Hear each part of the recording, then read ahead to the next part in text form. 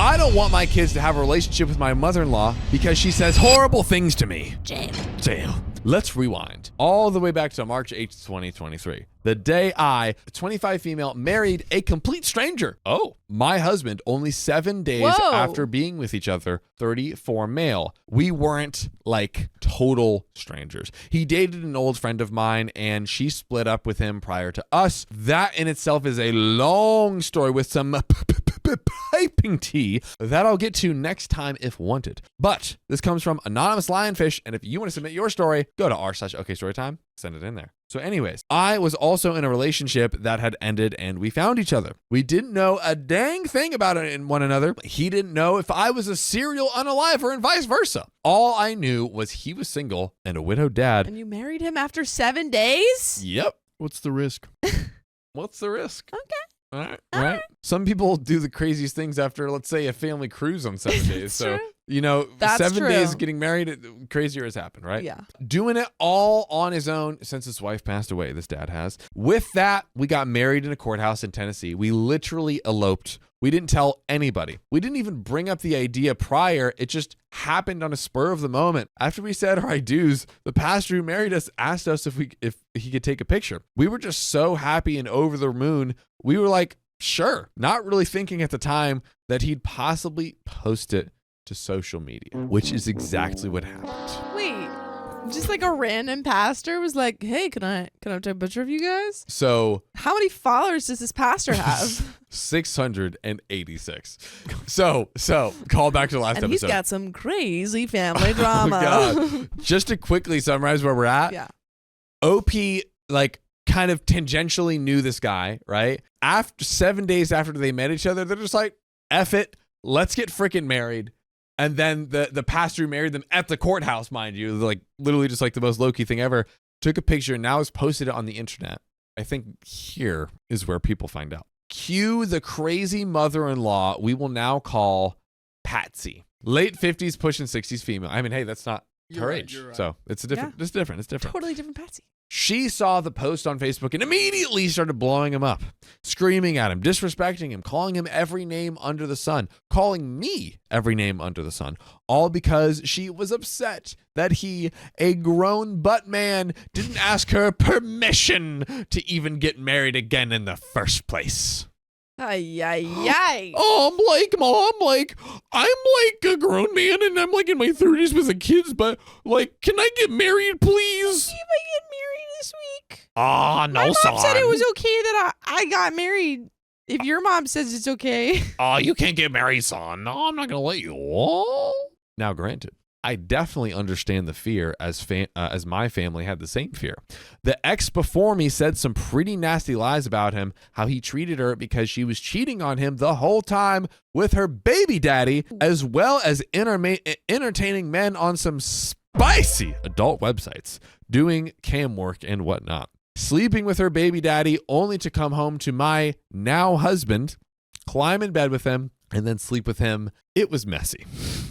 She was messy, and when he finally caught her, he had absolutely no trust, but was still trying to work on it because she had a 2-year-old daughter that he was absolutely over the moon for and had gotten very attached to, considering he and his 9-year-old daughter were the primary ones raising her. She wasn't even raising this freaking kid. Too busy on these spicy websites. Mom liked to go party, go out all the time, and she was literally never there. With that, and how she treated my husband's daughter, especially verbally, caused our friendship to deteriorate because I could not stomach what she was doing. Sorry, not sorry. I was definitely the a-hole there, and I'll take it. Is OP the a-hole for that? If your friend is cheating and like coming home and being a bad, not taking care of the family and kids and just... I don't think so. I don't think so. I think it's okay. I mean, you can not be friends with someone even if you just...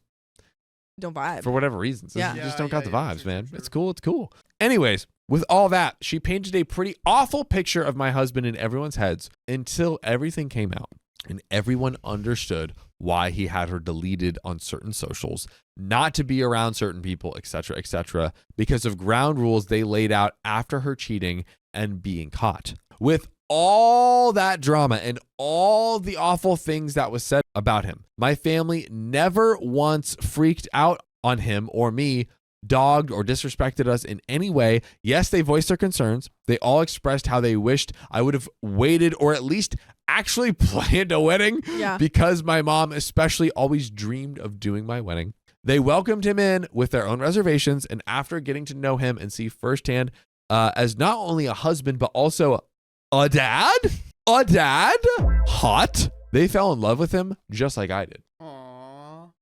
This guy has really good first impressions. Dude, the king of first impressions. I'm impressed. Like married 7 days later, that is like a I mean, they say love say love at first sight. You know what I mean? And like dude just freaking he said love at first sight. How about married at first sight? Married in 7 days. How about children at first sight? Yeah. How about grandchildren at first sight? And so that was the end of the story, Sophia. What? It's over. What are your thoughts on everything that Crazy Messages went down? Whoa. It's already been an hour. I guess you're good. You got a husband. Your family seems to like him. Your mother-in-law is kind of a piece of work. But, you know, whose isn't? I'm sure there are a lot of lovely mother-in-laws. I don't know. Like, with the mother-in-law's track record, do you think it may have influenced the husband in any way? Because he seems really good at first impressions. But we only know but lasting impressions? Yeah, that's what I'm saying. You don't know anybody until like 2 years in. 3 months at minimum. 3 months is when you like get past the first phase of knowing someone, and then 2 years is when you get like. Dude, so you don't even know me, man. I have no idea who you are. Who are you? I'm only 1 year in. Wait a minute. So we don't know if we really know. You know? Well, it's funny that you mentioned the mother-in-law. Because the story's not over. You I freaking lied to me? I lied to you, dude. I'm so sorry. I don't forgive you. I don't even know you. I don't know you. I don't know you, viewer. We've been here 3.5 years, so you know me at this point. You know more about me than I know about myself. Yeah. Anyways, Patsy though, mother-in-law though, she had a come apart. What? I read that as it was written. Interpreted how you will. Sure. Immediately, she went into saying things like, I'm a homewrecker, which they were split up prior to us being together, and our friendship, which was also pretty much over at that point. And remember, even if it was, the woman was cheating on him. Yeah. And being Whose home did you wreck? Yeah. It was already in ruins. Oh my God. I'm a sleut in all those kinds of things. That I was just using him, that I wasn't the one for him, blah, blah, blah. Then Patsy's girlfriend comes in. Oh, Lord. Cue, we'll call her Patricia, 37 female, which is dangerously close to her son's age. Patsy. Is this her girlfriend or her girlfriend? I think girlfriend. Which one was that? We don't know if they're. Come on, it's not her girlfriend. Girlfriend is her girlfriend. Yeah. We don't think. I don't think it's romantic, but maybe we could be wrong, and we'll see more. I don't think they're playing. Oh wait! Patsy and Patricia both started to immediately threaten him about custody over our daughter. If two people are threatening about custody, that to me says they are in a relationship, life partnership, romantic partnership. Okay, I think so. We will call her Clover, then 9 years old, going on 10 female. So Clover's the daughter. Which turns out that ever since his wife passed away in the accident, they had been threatening him, saying things like his daughter doesn't need to be in a one-parent home raised by a man, that she needs to be raised by women, and all kinds of crazy things that you definitely don't say to a grieving father. Oh my God. Conspiracy theory, they are going to take the daughter. I think they're going to try and for sure. They're going to flee. They're going to try to freaking flee. That's also, once again, crazy that they're saying she's home wrecking when this person not only like they cheated, like she's gone. Did I misread that? I think mishear it. I think it Who was passed away. So there was so we're if we're following Opie's husband, right? Yeah. So husband's first wife passed away. Oh, second wife cheated. Second wife cheated. Gotcha. And then here we are at OP. Number 3. I bet it was like 3 years to marriage, 1 year or like 6 months to marriage, and then 7 days. Okay, so you know what? Third time's the charm. Third time's the freaking charm. Might as well just run it. So this lady started calling around the family, asking if she took us to court, if they'd speak on her and Patricia's case, and every single one of them laughed and said no, and immediately called us and explained what was going on. Thank God, at least the other family is Yeah, safe. they're on your side. Contact got cut. Snipped. That following May, my family and I took a vacation to Orlando, Florida. Our daughter's birthday is in June, so I thought it would be nice to take her with me. My husband wasn't able to come as he had work and wasn't able to get off, so instead, he let me to take her down there with us for 4 nights and 5 days. Clover had a ball. Oh, yeah. We went to water parks, we went to arcades, we did everything you could do in Orlando, save going to Universal Studios. The whole time we were there, Patsy and Patricia were blowing up my husband's phone saying, how could he let me take her down there and get pulled out of school? They sound like the fun police. Screw you. Freaking screw you, Patsy and Patricia, not Riley's mom. Thank you. You're welcome. Had to clarify respectfully. So Clover had only missed maybe 3 days that whole year with and the school approved the trip. Dang. She even did schoolwork while she was down there. Dang. The school approved the trip. Then what's the holdup? What's the problem? Because how dare you? Yeah, because you didn't listen to me. Yeah. Me, the 'Cause crazy mother-in-law mother-in-law. needs all the power. She's being raised by a man, and a man cannot raise a daughter. It doesn't work like that. Yeah. It's not going to work. Okay. Why are we talking? Y'all are really leaning into traditional gender roles. Ooh. It's a little strange. Come on. Hey. And how they were so scared something would happen, and how they were having dreams that Clover Could not got swim. lost underwater on my watch. Just doing and saying the most, honestly. We get back that night, and I find out I'm pregnant with my first child. How long has it been? This is week 2. For real? No. Oh, I'm like, oh my God. I don't know. We don't know how far into the relationship we are This is crazy. now, but this is insane, This is right? speed running. Dude. After a while and everything simmered down, I suggested that my husband reach out to Patsy, especially since it was bothering him so much. So he did. Things were cool the first few weeks. That is until Clover went to spend the night, and like always, a big fight happened between Patsy and Patricia to the point where they all blamed their issues that was happening in their relationship on Clover. Oh my Oh, God. wow. No. Well, okay, so now they're switching it up. Now they're like, it's actually not OP's fault. It's Clover's fault. The 10-year-old? What? Yep. Poor Clover broke down and just Aw. cried as they continued to get onto her, fight in front of her, and then blame her. Jail. No. And then openly admitted they told Clover it was her fault, and I have receipts. Yeah, we need to get like a restraining order on Yeah, them. They're I hate just these people. They're stinky. cuckoo for Cocoa Puffs. Truly. I have a whole freaking folder with a little over 50 screenshots, voice recordings, and Facebook posts, all compiled until the right time, I feel. So once again, contact was briefly cut because no, ain't nobody gonna treat our kids like that. I be dang. A little while later, it's our daughter's 10th birthday. Against my gut, I caved and said that they could come to the party. They've already yelled at poor Clover. But you know what? They're going to completely have a life-changing Epiphany? thing, epiphany. And they're going to say, oh, wow, we were being so crazy. And oh my gosh, how could we ever have done that? And like, we need to make sure we give space and respect boundaries and like really, communicate with OP and the I can see it. What do you think this is? What do you guys think is going on here? Not that. I went out of my way to make sure that this was a good party for Clover. I bought a brand new swimming pool for her and all of her friends and family. We grilled, played water games, ate cake. She had an absolute blast and got all the things she wanted and asked for. W mom alert.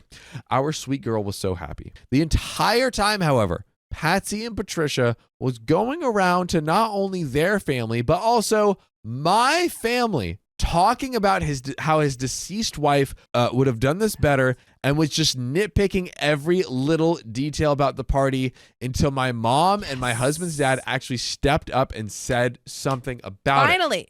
Kick them out. Kick them it. out. Kick them out. They should not be here. Dude, can we call the cops for like trespassing? Like, yes. hey, you're Say like leave or we're calling the cops. not allowed. You're not freaking allowed, Bye. okay?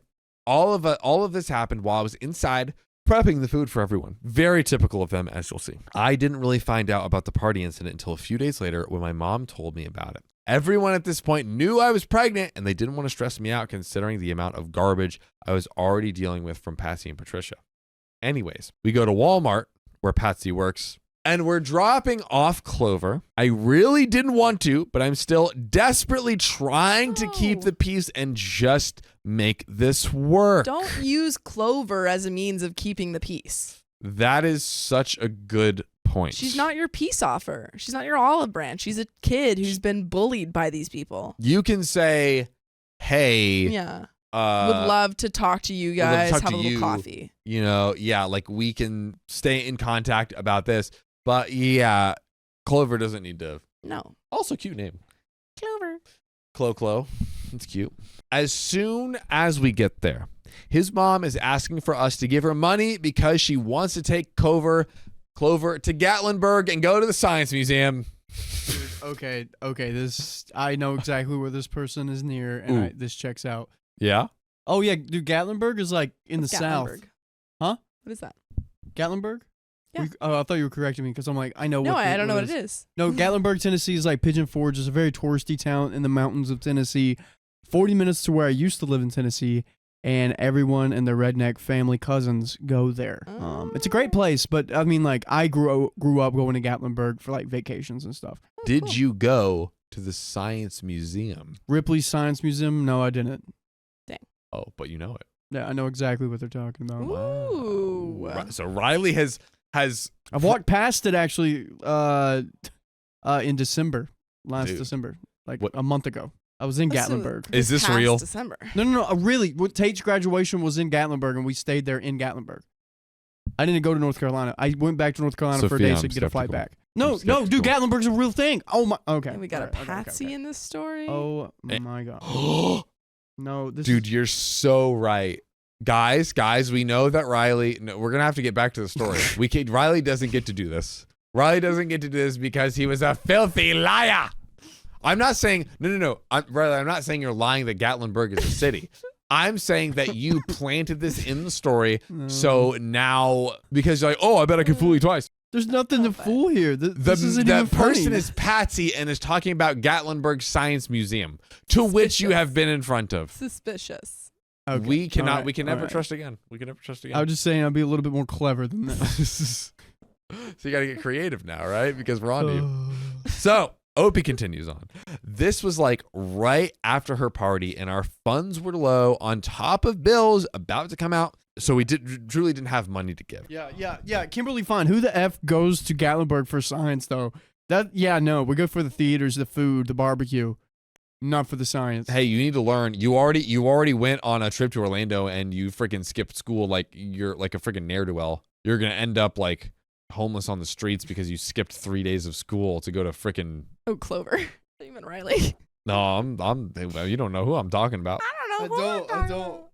So, Clover comes home that Sunday. They went to the Science Museum and they drop her off and they start blowing up his phone up once again, going in on me, talking about how I'm controlling him and how I won't let him do X and Y or Z, how his previous wife would never do that. Oh, you mean the one that was cheating on him and then getting with him back to back with the affair partner cheater? Hey. That's when the harassment starts taking a turn for the worse. You thought it wasn't bad? Well, wait till you see this.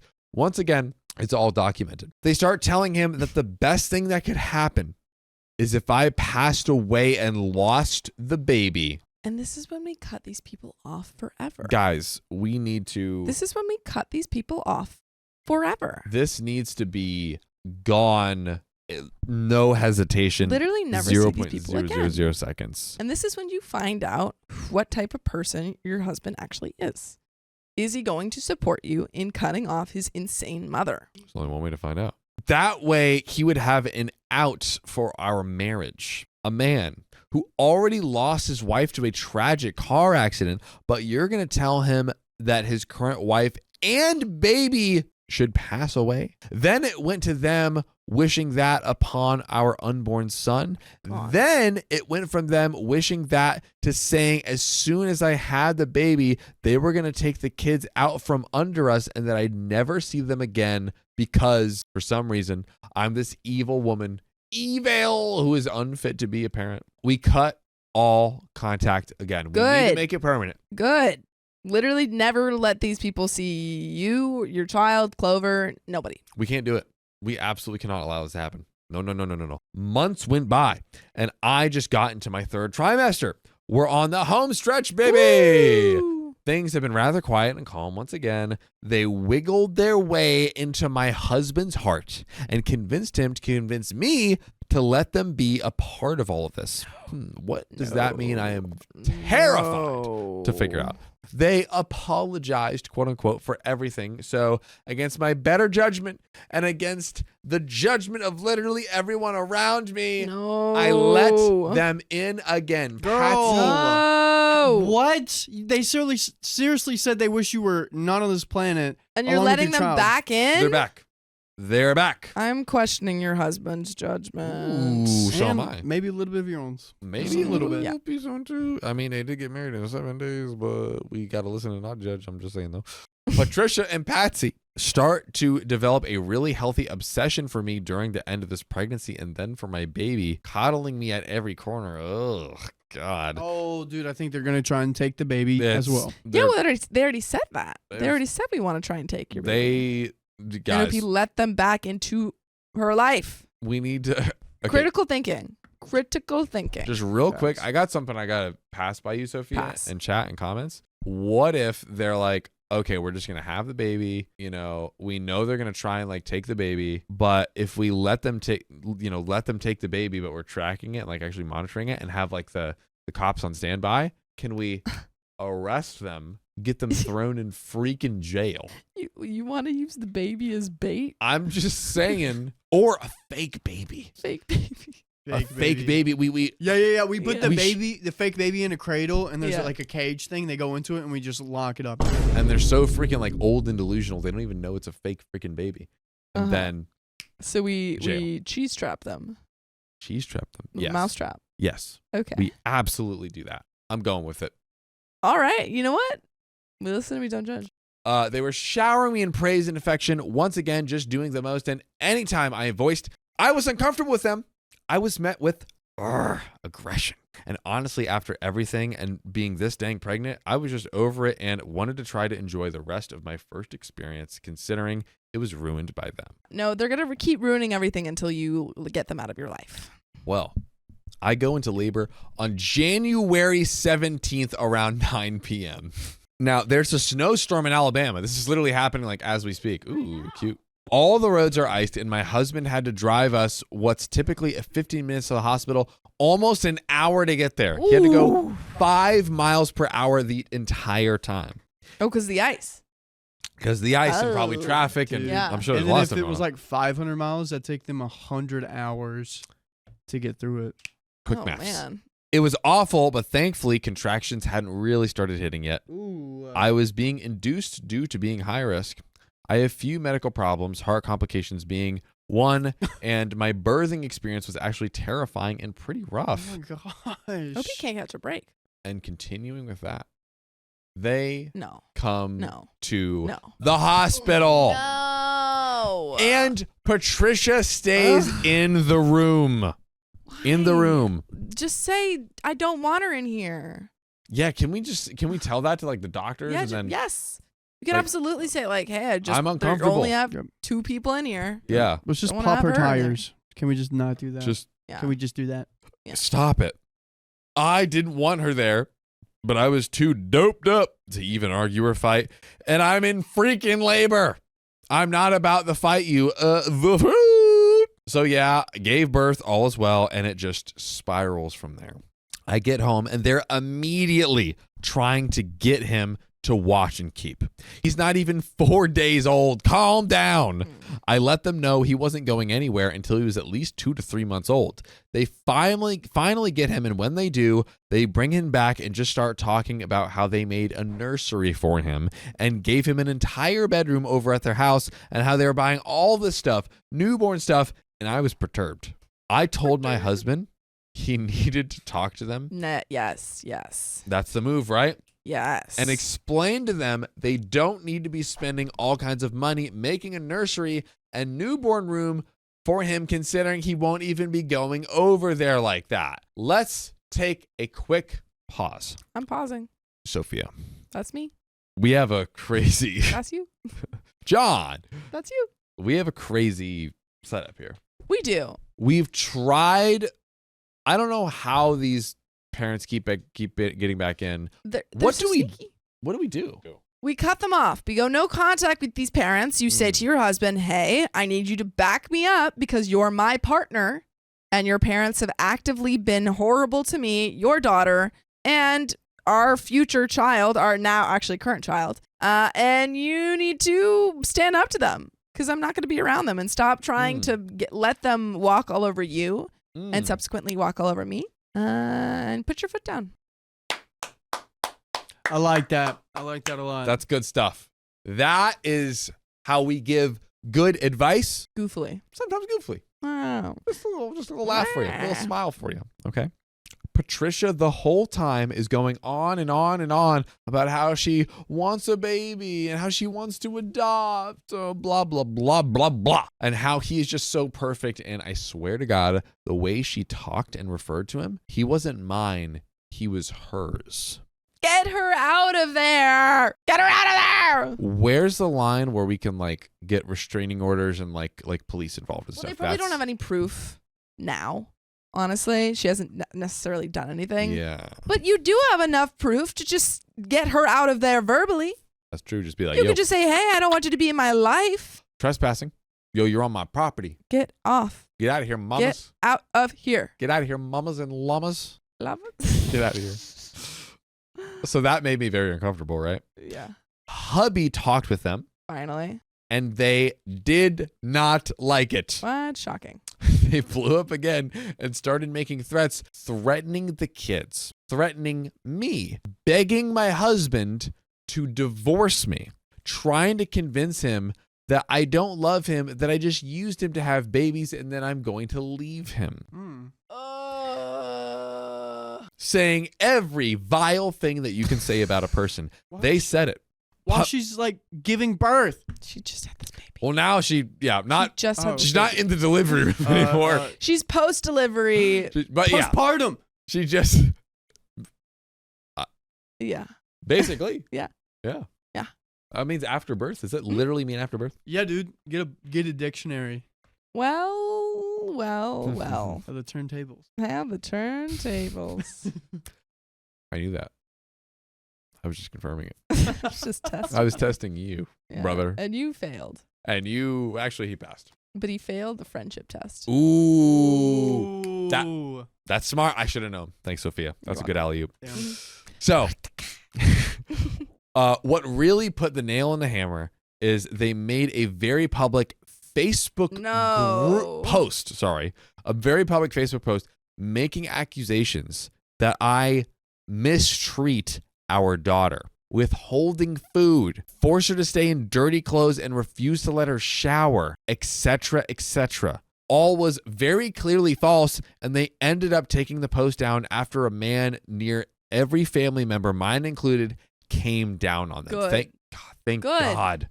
And I just don't understand how they can see so many obvious signs. Not even signs. Like, these are just like pictures. Yeah. Yeah. Just proof. Picture proof. Also, Evidence of them being awful.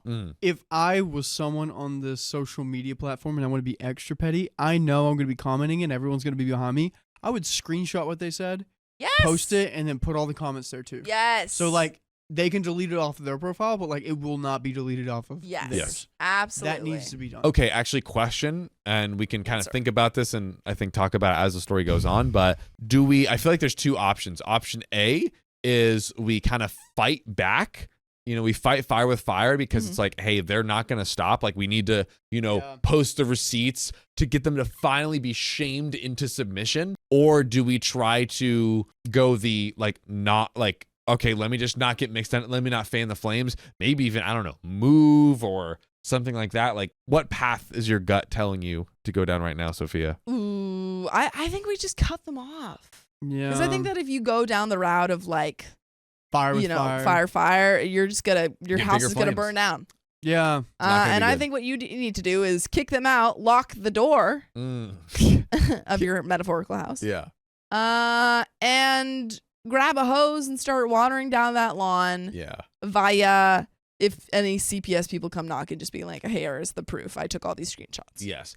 To Duchess Cassandra's point in chat, like, who keeps letting them in? Opie says, we cut him off, we cut him off, we cut him off, but they're still here. Like, that's the thing. It's the husband over and over. Yes. Opie has said, oh, well, they convinced him to let, or he told me that we should let them in. No. I'm sorry. I didn't want to bring it up. Ooh, when you only know someone 7 days, you don't really know them that well. Yeah. But I don't think the husband's been that. He hasn't been bad. Like, of a person that you married after 7 days, pretty good. Yeah. However, I think he's not standing he's up not to them. your part. Yeah. He's not being your partner right now. Yeah, and mommy I think issues. Well, he has 2 mommies, so double the mommy issues. dude, he has double mommy issues, and I think also that Opie hasn't really focused on it, which is why it didn't jump out to me immediately. It's absolutely. He should be the one putting a stop to this. And he's like, hey, if you guys don't get out right now, I'm calling the cops. Yeah. Like, it is getting to this level. After they said they wish that she was unalived. Yeah, the first time. He should have said, literally never talk to me or my family again. The first freaking. So back to the story. So after a very clearly false post, they ended up taking the post down after a man and nearly every family member, including mine, came down on them, including my husband's oldest stepdaughter he has from his first marriage. It was really bad, and at that point, I couldn't mentally deal with it anymore. So now it gets even messier. I let my husband convince me one last time, and let us just pray this is truly the last time, to let Clover go see them. Honestly, it's at this point, it's teetering on divorce because you're telling me the people who threatened me, who threatened our baby, is going to let our my stepdaughter, but our daughter go be with them. I do not trust that. No. I don't trust that for a second. Ridiculous. It's been months, and Clover really wanted to see her grandmother, and I grew up in a separated household, so I knew firsthand what that feeling was like. I caved and let her go. Tell her in an age-appropriate way what her grandmother is. Okay? We drop her off on a Monday. I get a call that Thursday because Patsy and Patricia once again got into a fight, only this time Patsy and Clover got evicted and Patsy had nowhere to go. This is the husband's bio mom, right? I pick up Clover, and as I'm there, Patsy starts talking about how she's going to brew a white lie because Patricia cheated on her with a man. Oh, boy. She's getting saucy. She's going to brew this lie. She's going to tell Patricia that man had scabies. Ugh. God, if that's what I think that is, that's disgusting. Well, it's like a skin condition. Oh, okay. But you can I think you get it from like contact with things. with things. Right. Okay. Well. Yeah. It's like dirt. Like if it's a place is really dirty, I think you can get it. I'm not 100%. We're not 100%, but that's as far as we know. Please educate us in the comments. Yeah. Please, skin mites, says Jellyba. Skin mites. Aha. Okay. And because he was in the house, Clover got it, and Clover started to break out with a rash on her legs. Wait. Is she saying that is the white lie, or is that what happened to Clover? So running it back, I pick up Clover, and I'm there. Patsy starts talking about how she's going to brew a white lie. Okay, so Clover did not get the scabies. Okay. Is that what it's? I don't know. I'm asking. No, I think so. Oh, she did? So I'm going to start brew a white lie because Patricia cheated on her with a man. So I think Patricia did cheat. Yeah. But she's going to make up a white lie. About scabies. About something. Okay. About something. She's going to, here we go. She's going to tell Patricia that man had scabies, and because he was in our house, Clover got it, and Clover started to break out with a rash on her leg. So that was the white lie, that he had scabies and Clover had got it as well. I told Patsy don't do that, because she has a doctor's appointment tomorrow anyways that y'all was going to take her to. But since I'm doing it, I'll have the doctor test her and we'll find out. So she said that was a white lie, but I am now suspecting it is not a white lie. It might not have been so truth. white. It might have been clear as day facts. Baby, did we find out. Tell me why my 10-year-old daughter had to get her legs scraped and tested positive for scabies. Turns out Patricia did in fact have a man over with a child there, might I remind you, and they slept together. I'm so angry. I'm so angry. How are you? Like, you're so stupid. You're so stupid. These people have shown you who they are so many times, and you keep letting them have access to a child. But also, I'm the most maddest, honestly, at husband because I'm mad at him. Yes. this is the this is your bio daughter, and you know your mom the longest. Like, at least we can say, like, okay, well, yeah, OP's only known her for 2 weeks or whatever it is, you know. It's been at least 9 months. Husband has known her his entire life. Okay. Like, how I cannot imagine ever letting them around any of my children after they said that they wanted me to be unalived and along with them. The first time it should have been when done. People tell you who they are, believe them. You gotta listen and please judge, because you need to judge for your safety. If you're gonna be a parent, you have to watch out for your children. That is literally something you need to do. And that is the father of OP's baby. And also, if you wanted your kid to like have access to their grandparents, because you know we heard Clover wanted to see her grandma. Clover did say that. If you want to do that, you don't let them just watch her alone. You stay with her. You stay with her. You guys go on an outing. Or I don't know. You get brunch so she can see her grandma, and you're watching. This is really bad. This is so bad. Now, if y'all know how scabies work, you know it's not an STI. It's just a mite you get from pure filth, not being sanitary or hygienic. With him even being in that house, sitting on the couches, chairs, whatever, that stuff spreads. We confront them, and then immediately Patsy starts trying to say how she was lying about Patricia just to get Patricia mad. Patricia said there was a man over, and she did sleep with him, but he didn't have scabies. That scabies is a spicy disease, and it had to have come from us, i.e., my husband and I. We have to, child endangerment, CPS. I feel like now we've had threats. We could probably, those people who are mad at them on Facebook, get them as testify, run it. We need to get them in jail immediately. That pisses us off to no end. We explained that it was impossible considering 1, it is not a spicy disease, and 2, neither of us nor the baby has it, so please be for real. After that, we cut all contact. I pray. You better freaking mean it. Please, you better freaking mean it. Like, I do feel for OP, but again, there reaches a point where it's like, OP, even if your husband, who sucks, like, he shouldn't be letting him do this or trying to convince you or anything. We know that's true, but you did have the opportunity to say no, right? You did have the opportunity to have the buck stop at you. And it has happened multiple times. And like you said, it could have been okay where it's like, hey, I want to see grandma. You don't want to, like, you know, that's kind of like it's a weird thing to explain to the kid. So let's go to brunch. Hey, every weekend she really wants to see them. You're like, maybe this solution. I don't want to cause any mental whatever to the daughter. Every weekend or however frequent, go get a brunch, go get a dinner. Simple. Where you can watch and make sure things are not this.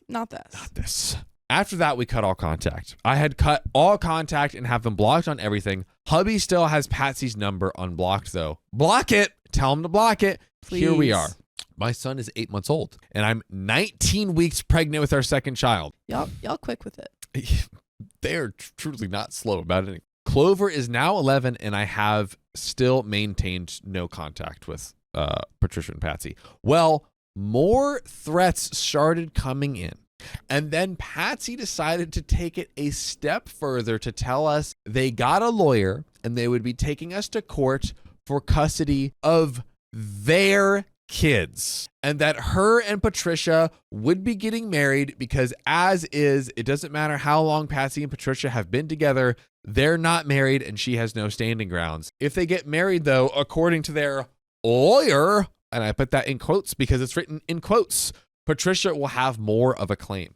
To take it even further, Patsy decided to transfer her job from Walmart and work at the one in our hometown, which is almost 2 hours away from their home.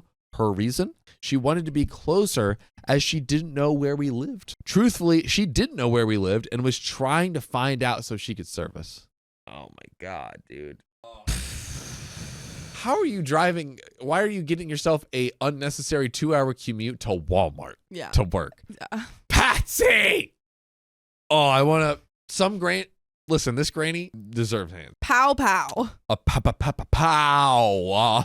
Anyways, I've had at this point, and with postpartum depression on top of being pregnant, oh man, if you have postpartum depression and then you get pregnant again, Dang. Sophie, I didn't even consider because you're pregnant so fast. And dealing with all this, I had somewhat of a mental breakdown. I don't blame you. Yeah. Cue the previous wife's family. We love them. Oh.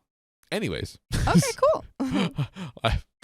I came up to Tennessee to be with them and just get my mental in check because there was so much going on and I was just spiraling. It wasn't good for me, my kids, or my health. Good move. Take care of yourself first. Now, the prior wife, we'll call her Kathy. Her family absolutely loves me. They love how I stepped into the mama mantle and is just raising Clover as my own. They despise Patsy. Thank God. I wonder why.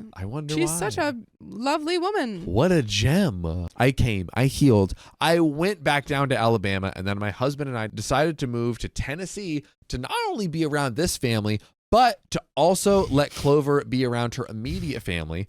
Clover missed them, and like I always tell her, I'll do everything in my power to make sure she has those good memories of her mama and that she never forgets her, as well as making sure she has that good, healthy relationship with the ones living, which she does. All of that is good. Yeah. We've been here for 3 weeks now, and this week is Kathy's passing away anniversary week. It's been a tough week for my husband as she's only been gone a few years. Tell me why Patsy and Patricia are blowing up his phone, talking about how disrespectful it is for me to be around Kathy's family and how he's a sorry excuse for a man for having me here and how he needs to just divorce me, leave our son and our unborn child and Clover and himself come live with them rent-free in their Walmart house where they can give him the care, comfort, and support that I'll never be able to give him because when I leave him, they'll be the only ones there to support him. They won't let this man grieve, dude. Honestly, I'm just so lost. By the way, you know where it's easy to get lost? You know it's easy to get lost, Sophia? In the sea of content where we have, guys, full-length episodes of stories just like these. It's on Spotify. It's on Apple Podcasts. It's wherever you listen. Just type in, okay, story time. And you've got access. It'll pop right up. You'll get lost in a sea of episodes. A lot of good ones. People have literally binged our like 5,000, 10,000 hour catalog. Yeah. It's true. I don't know how they do it, but on they road did. trips. It's great. Dang. But, Sophia. Yeah. We have been through the absolute. The ringer. Wow. Yeah. How are we feeling? A lot. It seems like they finally cut her off, but she's still there. Yeah. She is like a bad disease that you can't get rid of. Mm-hmm. Without scraping her legs. She's the scabies of humans. She's the scabies of humans. Scabies, yeah. Man, oh man. But it's like I want this husband to block his mom. But yes. Also, of course, there is complicated feelings about that. But still, I think that he needs to. If he doesn't, because we say often go low contact, which is basically unless there's a severe medical emergency or something, you basically don't respond. If he has, the problem is he keeps responding. Yeah, it seems like he keeps responding. Yeah. So I think he needs to block her because he's lost his privileges. Yeah. He's lost his. He lets her convince him every time. How long will it be before he's like, oh, well, we should just give her another chance? He's done it every time. And this might be controversial. People might hate me. People might flame me. People might say, hey, you suck, John. You're the worst show host ever. Get out of my face. I never want to listen to you again. But I'm going to say it anyways. Say it anyway. I think we should sit down Clover and tell her in an age-appropriate manner who Grandma, Patsy, and Patricia really freaking are. Yeah, I think we need to explain that. I think you could say like, hey, I know you're gonna miss Grandma Patsy. Where we can't have her we can't have her around anymore because she's being pretty mean to us. Yeah. And maybe someday she'll apologize, and this isn't about you. You haven't done anything wrong, and we love you. But she can't come around anymore. I'm curious to the parents of Clover is now 11 or 12. 11. I would honestly be tempted to obviously not go into the full graphic details, but to kind of really let her in on what, like, she's threatened us. Mm-hmm. She's threatened the baby. She's, I think, threatened you, or you know what? Well, she has seen them. I mean, you can even bring up what she did to Clover, because Clover was there for that, obviously. Yeah, you can be like, hey, and I didn't like how she treated you. Yeah, there's like, and she's been treating us pretty poorly. That was the tip of the iceberg, and they basically do this kind of thing all the time. Yeah, and like, we want to basically avoid you because the more closer you are to them, the more things like that could happen. Agreed. I agree. I don't flame you. Well. Okay. Stephanie says in chat, agree there. She's old enough to understand an age-appropriate conversation. Cool. Thank you, Stephanie. Appreciate that. Jem says 12-year-olds know what's up. That's what I was kind of wondering. Anyways, so I have no idea what to do. Should we just move forward with pressing charges? Should I take this up legally? I'm so lost, and I've never experienced anything like this before. I could understand if maybe I was doing things and being ugly to them, but I'm not. I've walked on eggshells and bent over backwards to try and accommodate them and make things work, but nothing I do is ever good enough or will ever be good enough. Am I the a-hole? Should I just put it aside and get over it? Advice, please. I am at my wit's end. Thank you, and sorry for such a long post. I think to just quickly wrap up and put a bow on this, all of those things, like possibly even move farther away. I don't know. Make sure you stay hit, or just like, be in an address where they don't know you are. Do all the legal action you can to get them out of your life. And I think there's like a balance of like going no contact, but letting them know you're not effing around. Like, you call us, we're immediately going to get the cops called and arrest you. We're going to get all the restraining orders. We're going to press all of the charges. We are on go. Clover doesn't want to be with you guys anymore. These babies are ours, not yours. You are insane. Restraining order. Period. Yeah. Restraining order. Which maybe you already said. But I agree with all of what you said. Thank you, Sophia. You're welcome. I love stories, so could you read the next one? Yeah, you have to give me the phone. And good thing Sophia is the fastest reader this side of... Fastest reader in the West. I'm doing flips with my guns. A little too fast. Everyone said they liked my reading style in the chat, so beg to differ. Oh my god. I feel like John's like the perfect. I'm a little slower than John, and you're like way faster. That's crazy. Thanks, Riley. That's freaking crazy. Well, Sophia reads very well. She reads very well. Like her style. Obviously her like comprehension and everything, but like I mean her the swag. The comprehension's another the reading swag, you know what I mean? I appreciate that, John. My cousin is a bridezilla. She threw red wine at her mother-in-law's dress. That's pretty bad. Oh, dear. Was she wearing white? Oh, dear. Note, I have been writing this for a while, but I've been holding off on posting. Characters in the story: cousin Hannah, 25 female. Hannah's fiance, Damien, 25 male. Hannah's dad, 45 male. Our grandfather, 91 male. Whoa, this might be the oldest character we've ever had. Nice. Also, Hannah's dad is young. She's 25 and he's 45. Yeah. He was 20. Wow. Yeah. Disclaimer, all names have been changed for privacy purposes. Ooh. By the way, this comes from ClearAd7135 on the OK Storytime subreddit. So, part 1, the engagement. I could start this from the way Hannah, 25 female, met Damien, 25 male, but let's skip right to the engagement. At this point in time, Hannah has known Damien for over a year, and they have had serious talks. Hannah wants to marry Damien, and she orders her engagement ring online with his credit card. Oh. Before he engaged? Okay. Nothing too fancy, but it gets the job done. She's like, hey, I ordered the engagement ring, so just, propose whenever you're free. Listen, Hannah takes life by the horns. She really does. And she's not waiting around. Rides the bolts towards victory. Real quick, okay, story time. Yeah. I know a guy in college that his fiance bought a ring and put it in his post office box because they wanted it to as fast as they could. Wow. Nice. I get it now. Damien wants to make sure it fits Hannah when he pops the question. Hannah tries it on and it fits. All is well. I mean, I would assume so. She ordered it. Hannah picks her proposal date and location. She tells me this date months in advance and informs me that others are aware too. Fast forward, and Hannah is now in proposal week preparations. She gets her hair done and a new set of nails. Ooh. Mother Nature has other plans for that. Picked proposal date, and Hannah cries about how her proposal is delayed. A few days later, and the weather isn't as bad, so Damien goes ahead with how the original surprise proposal was supposed to go. Damien brings Hannah and his family to a public event, and he proposes. Hannah's family are in a different city, but not far away, but were not included during the proposal itself. I see no cons here. I see a woman that knows what she wants and gets it. But you know what I see? What? We're not at the 3-minute mark, Riley. Keep going. Hannah is now telling anyone and everyone how it was such a surprise proposal and that she had no idea it was coming. Like, she booked it out. She did the Calendly link. She's like, I didn't know it's coming at all.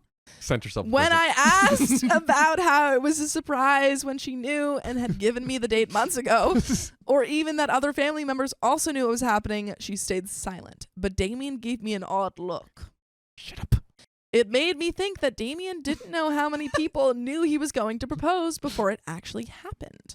Hannah made sure her proposal was around Christmas so she could show off the ring to as many people as possible. So basically, Hannah was very upset that her surprise, quote unquote, proposal didn't happen on the date she scheduled it, but did happen at the scheduled location a few days later. She maintains that it was a surprise despite her picking the date, the location, the time, the ring, and getting her hair and nails done. Surprise! And there is an update. I guess the issue here is that she's lying.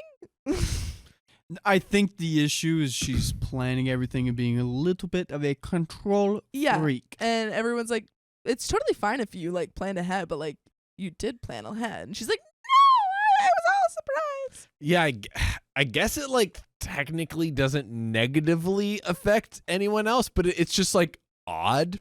Yeah. I think it's an ICU for foreshadowing some like okay, if you're willing to be all kind of loopy around this, then you might be a little loopy on some other things in other areas of life. Because what happens after an engagement? A marriage, a wedding, and then a marriage, and then a baby. True. And then a divorce.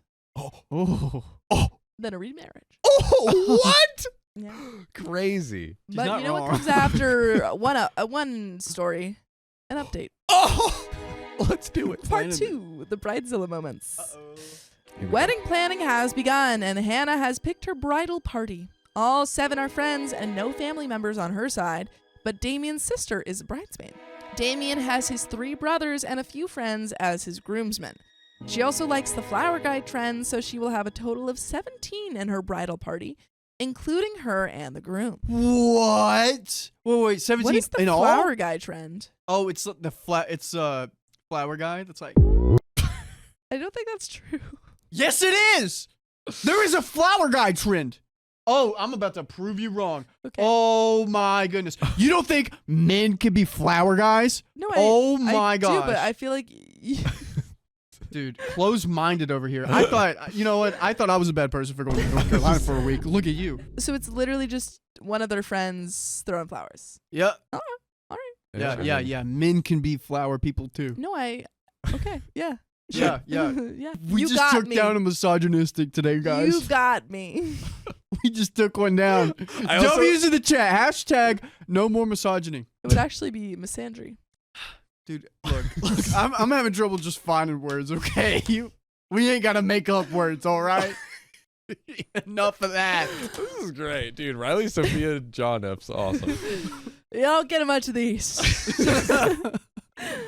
She also likes the flower guy trend. Ow. What did you do, Sophia? Tell me. Tell me right now. What'd you do? I put my hand here and it really hurt. Guys, she placed her hand on her knee too vigorously. It really hurt. We need to just put you in a bubble, girl.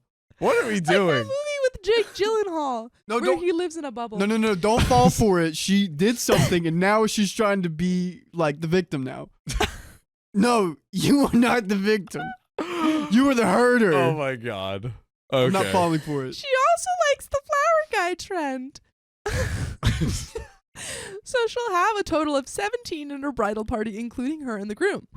Hannah played the part of the chilled out bride well in the beginning and allowed all of her bridesmaids to pick their own dresses within their own budgets as long as they're pink.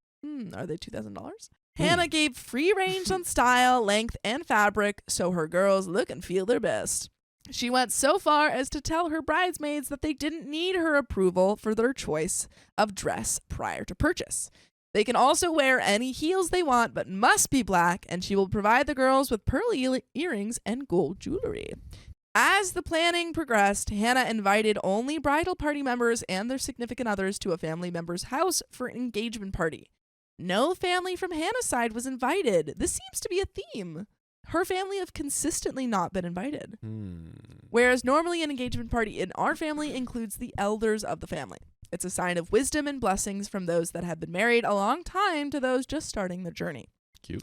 During this time, some of her bridal party members didn't respond to her messages in their group chats, and she became annoyed by this. She confronted them at a mutual friend's birthday party, and all I know is that they were removed from the bridal party. Hannah has also been talking to other girls about the situation and decided that she would replace these bridal party members with those that were talking to her at the time. At this point in time, Hannah told me her entire bridal party is full of heavy drinkers and that her wedding will be child-free. Okay. All right. For the children. Interesting For choice. the children. She goes on to say that her bridal party will be staying at the hotel the night before the wedding and the night of the wedding so they can get ready together and not drive home wasted. Okay, that's responsible. Yes, planning for reality, I guess. One of the few responsible decisions made thus far. Hannah has the entire bridal party paying for their own rooms for those 2 nights and insists that they also pay for their seats in a limo bus. Damien steps into this conversation saying that the limo bus is expensive and making the trip twice isn't worth the money. The limo bus needs to drive the groom and his boys to the venue first, which is a 35-minute drive each way on a good traffic day, then return to pick up the bride and her girls. At the end of the night, the limo bus is to pick up everyone and take them all back to the hotel in one trip. I made a small suggestion to save money. Have the groom, his boys, and most of the girls go in the limo bus during the first trip to the venue and have a car bring the bride and one person. Example, mother of the bride or maid of honor. So the groom doesn't see the bride. Hannah didn't like that and said that if I wanted to make a suggestion, I needed to pay up or shut up. How is OP related to Hannah again? Father? What?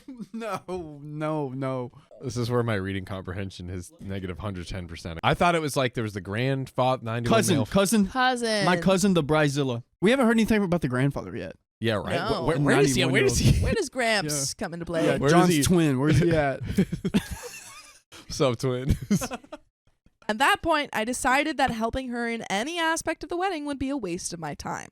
They continued arguing about this for a while. Damien suggested that he just drive his car and she go in the limo bus with everyone else. Hannah shot that down too because she didn't want any of the groomsmen to see her before the ceremony either. But she's okay with the groom seeing her? Hey. It's all planned out in her head and it makes sense there. I guess so. Yeah. Our family is fairly large when you include aunts, cousins, godparents, etc. Hannah decided to have a smaller wedding and not include many family members. Having a smaller wedding isn't the issue. How Hannah went about it is an issue.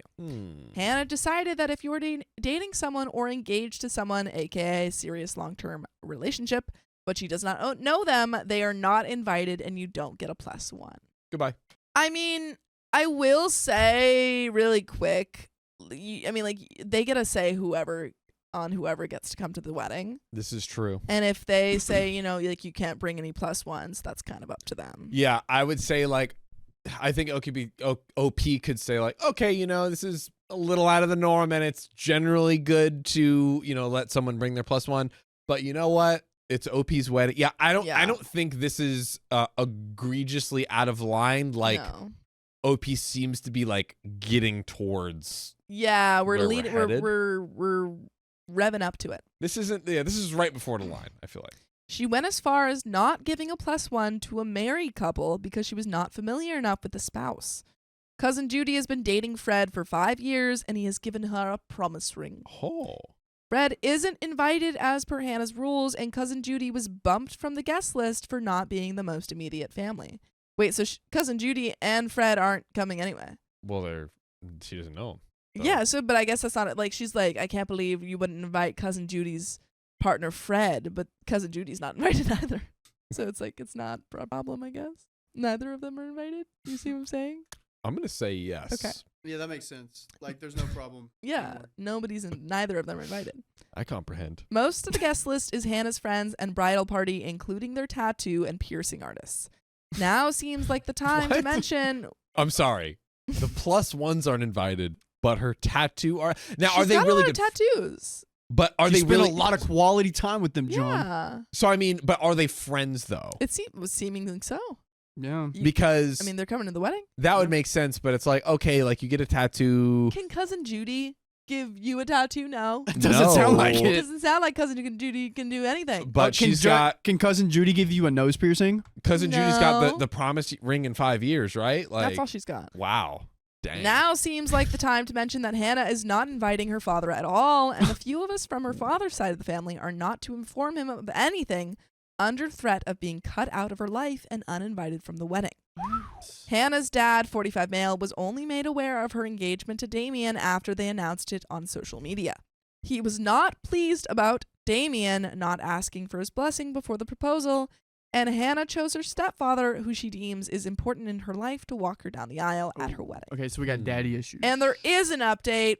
I mean, honestly, Hannah sounds like maybe she's a control freak, as Alyssa Mundy says, but also Yeah. like it's her wedding, so like I haven't seen anything that's been like, you know. I she hasn't crossed the line yet. I don't think so. I she think hasn't I crossed agree. the line of what she is or she's not allowed to do at her own wedding. You know. Yeah, I agree. Like, we also don't like. What's the context on her relationship with her father? Yeah, we don't you know. It could be a really bad relationship. Because she's like, hey, I like my stepfather. I want him to walk me down the aisle. Bio dad, see ya later, goodbye. Yeah. Maybe they have a bad relationship because of how the bio dad is treated. Like, we don't know that an OP isn't giving us that additional context, but is speaking as if it's like a weird thing. Yeah. I don't We know. need some more OP. OP, it seems like you're being highly critical.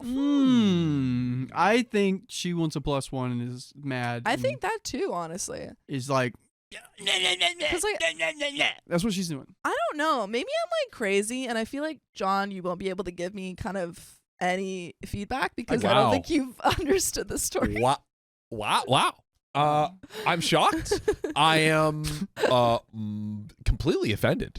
I don't know what to do with myself right now. I don't know what to say. I don't know what to say. John actually is not able to give any feedback right now because he's so shocked. Go try. Hit me with it, and I'll give you feedback. What are your thoughts? My thoughts are that again, all of these different things that OP has mentioned Whoa. haven't really crossed the line. The dress code Yeah. of the pearls and the gold and everything, whatever, it's her wedding. She her doesn't want to have wedding. +1s. Weird, not what I would do, Yeah. but it's her wedding. Yeah. She hasn't outright like Yeah. viciously disrespected, hurt feelings, that kind of, I mean, yeah, of the +1s, of course, but like, again, we haven't quite fully crossed the line yet. You know That's You what I did feel like. great. You see? Look at him go, everyone. You Look see? at that man go. They said I couldn't comprehend. Well, guess what I did? Comprehended. Mother freaking handed. Yeah. Sophia Colon says, I don't understand the issues yet. It's not the nicest way to act, but nothing is wrong. Yeah. Yeah. I think that's what I'm at. Maybe I think if we're painting OP in the best light here, sorry, what was the gender again? Female. She, I'm gonna go with woman. Shh. They Yeah. are setting the stage for the bigger dominoes The to big fall blow up, later down yeah. the line. Now, because I could see like, okay, if they keep doing all of these little things, yes, it's going to. There is a likely chance that she'll do something. Hannah will do something even bigger and even worse. Yeah. When it's the big day. But let's freaking find out. Let's Update go. 2, part 3, the wedding year. Oh, God. We are in the wedding year now. Yay. Oh, no. Hannah and Damien have been engaged for over 1 year and hand-delivered all wedding invitations to save on postage. They also didn't put return postage on the RSVPs, but I digress. What Hannah doesn't it? comes over to visit. Did they do that? I've never been personally invited to a wedding. I've only my parents, and then I get to come. Wait, what? I've never been personally invited to a wedding, so I've never had to like return. Really? None of your cousins' weddings? Well, but I'm saying I've never like it's gone to my whole family, so I've never had to return it. I thought know? you said only to my parents' wedding. I was like, oh, did they get married? I was so confused. No. It's okay. So has anyone Yeah, I had have. to like return? Like, did they always put return postage? Is that something? Well, that they people put like do? the return address. But I feel But like the a lot of people postage. today do. Email. I think we have an online thing. Yeah. Well, they sent a like an They actual did. thing. Yeah. Yeah, but like But I don't that's to think you save the usually date. have to RSVP by sending. Via postage. Yeah. Snail mail. Hannah comes over to visit, and we talk about the wedding a bit. Her wedding is not on a typical Saturday like most of our family weddings have been in the past. But again, I digress. Opie is just really Yeah, nitpicking. kind of judgy. She brings up how she'd like our grandfather, 91 male, in attendance for the ceremony, even if he can't attend the reception. And that would mean a lot to her for him to attend. That's better than nothing. I agree and say that I don't think he'd be able to stay for the reception, but because of his declining health, and I know how he responds to late evenings and his normal routine. He doesn't like change. I will say, I just met or visited my 91 great grandfather. Mm. That's a tough edge to do, like for them to go anywhere. Yeah, I mean, Yeah. it's always hard to getting my grandparents because like there's only especially with my grandmother, it's very hard. Like there's a period of time that they're good and then they decline and then they have Yeah, to go they're like babies. Yeah. I tell Hannah that I will do what I can to get him to her ceremony, but he's elderly, so things can change with them at the last minute. Hannah assures me that we have until 2 weeks before the wedding to give her a final number of attendees, and she will totally understand if they can't make it at the last minute. She then goes on to push a bit about making sure that her venue will give him soup and that we can leave the dinner early if need be, but to at least stay for the salad. I repeat that if she needs an absolute answer right this second, it will be a no to the reception, but yes to the ceremony. At this point, Hannah also says that if she can't have him attend her wedding, she will come over with her wedding dress on just to have photos with him. Her RSVPs are due in 6 weeks at this point, and there were 4 months until the wedding. Again, not fully seeing the issue here. Yeah, I mean, if she goes to the grandpa where he's comfortable Yeah. and everything else, I mean, to take some pictures, it's kind of cute. They're kind of cute. Kind of cute. Hannah and Damien had a stag and doe to raise money for the wedding. Hannah talked to me about how stressed she was and how the signs for the stag and doe are the bane of her existence. Isn't it usually stag and hen party? Can you explain that super quick? Well, stag is it's a bachelor party. Right. But and- I've never heard doe as the bachelorette. It's usually a hen. A stag is No, a male deer, and I- a doe is a female deer. I do know that, but usually, Why would it be a hen? It would I be don't know, It would it be just a cock and hen is. party at that point. but it just is. It's a stag and a hen party. That's just like how it is. That, I maybe don't in know what to tell Australia. you. Maybe where the upside down where you're from. Just is. I was expected to attend, but had to work and couldn't get the day off. She knew this from the beginning. The party day came, and I saw a few pictures posted on social media showing her sitting in a corner with Damien while others were in small groups. Previous parties like this that I had attended were jammed with people, but this one was not. I received an invite via social media for Hannah's bridal shower. Wait, what? What just happened? So OP was stressed about, or Who's sorry, Hannah was. comprehending reading now? I'm reading it, but I'm reading it, but I'm like confused why lost OP is upset. Right. Yeah, Hannah yeah. said, she's like, losers. They didn't have anyone at their party. Yeah, I wasn't really popping off like the other parties were. Kind of lame. I received an invite via social media for Hannah's bridal shower. Despite her previous words to me about helping her, I decided I would give her a tiny helping hand. Hannah didn't know much about bridal showers or planning them. Hers would only be the second bridal shower she attended. I told her about the envelope, gift box, and simple ways to DIY it for under $10 from the dollar store or thrift shops. She seemed to listen and take my knowledge to heart. Okay. I was scheduled to work that day and told her this from the moment I knew the date. I tried to get the day off, but given the nature of my work, I couldn't get the day off or leave early. She was okay with this at the time and promised to send me pictures. Hannah told me her shower guest list had been cut in half due to last-minute cancellations, including some bridal party members. We were working short-staffed that day, and I didn't want a chance bringing anything to a larger group of people. You can never be too careful. I asked Hannah how her shower was afterward, and she told me it was nice. She did post some photos and all seemed well enough. I didn't see any photos of her envelope/gift box though, so I didn't know if she did listen to me in the end.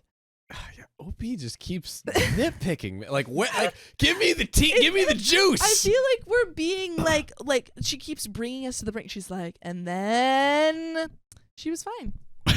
And then she was really okay. Like it's nothing's happened. Just pull the card that causes all the house of cards falling out. This is the Waiting for Godot of Bridezilla stories. I don't know what that is. That was a play, Samuel Beckett play, where nothing really happens and they're waiting for this guy to show up and he never does. Oh. And they just keep waiting there. Now I get it. Fast forward a month and I reach out to Hannah to confirm that we are attending her wedding ceremony. We will take photos with her and then go home. We are roughly a month out from her wedding, and I sent Hannah a message to confirm that we aren't staying for the reception, but our grandfather will attend the ceremony with me.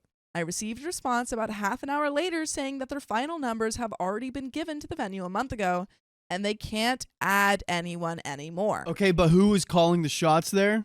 Who gets to call the shots for that, OP?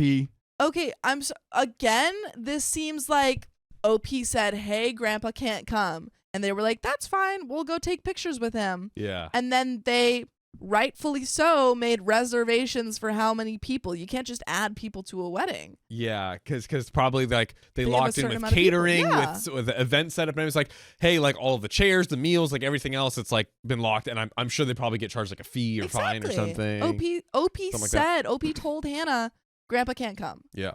So you can't just go back and be like, oh, Grandpa's coming now. Oh my God, I can't believe they're not letting Grandpa come. It's like, you said. Yeah. Dude, this bride, Hannah, better freaking like, She better, I don't like, know, punch beat the someone. crap. Yeah, beat the She crap better. out of grandpa. Yes. If she She's like, doesn't- grandpa. I really want to know that, but when we finish the story or get to an update, I want to know like the comments because I want to know if anyone else is like, Oh, yeah. nothing's happened here. Same.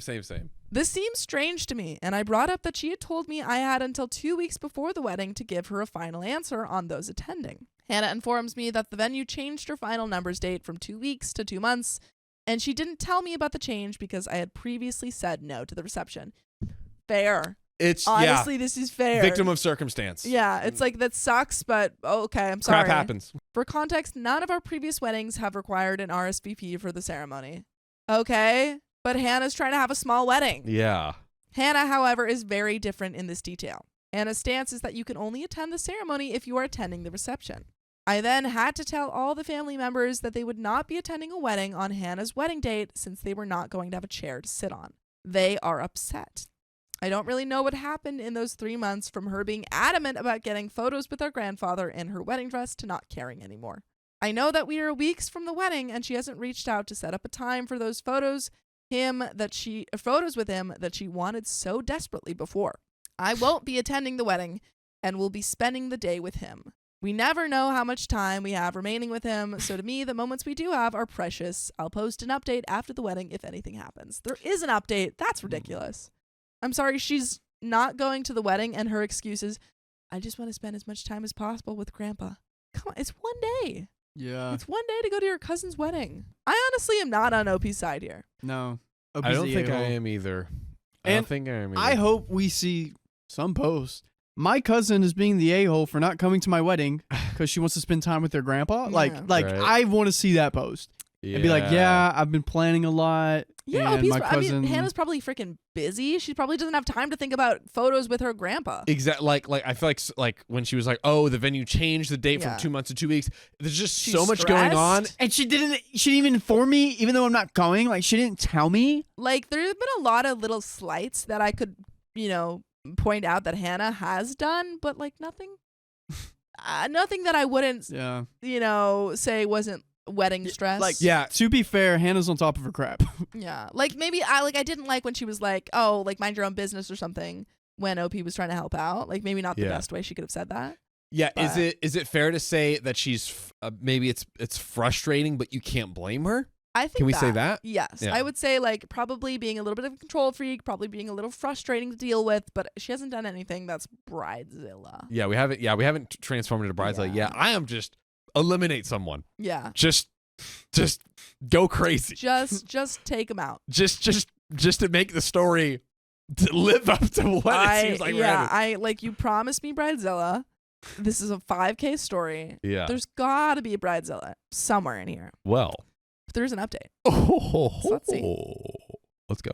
Part 4, the wedding itself. Oh, ooh, here we go. Come on. Whee! Give it to me. Someone's gonna get knocked out of this wedding. Yes, Grandpa. As I was typing up everything, I think I missed some of the other Bridezilla moments, maybe any of them, and details of the lead up to the wedding.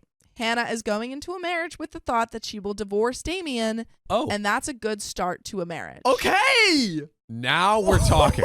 My question, though, is if OP is just assuming this because she wants like a prenup.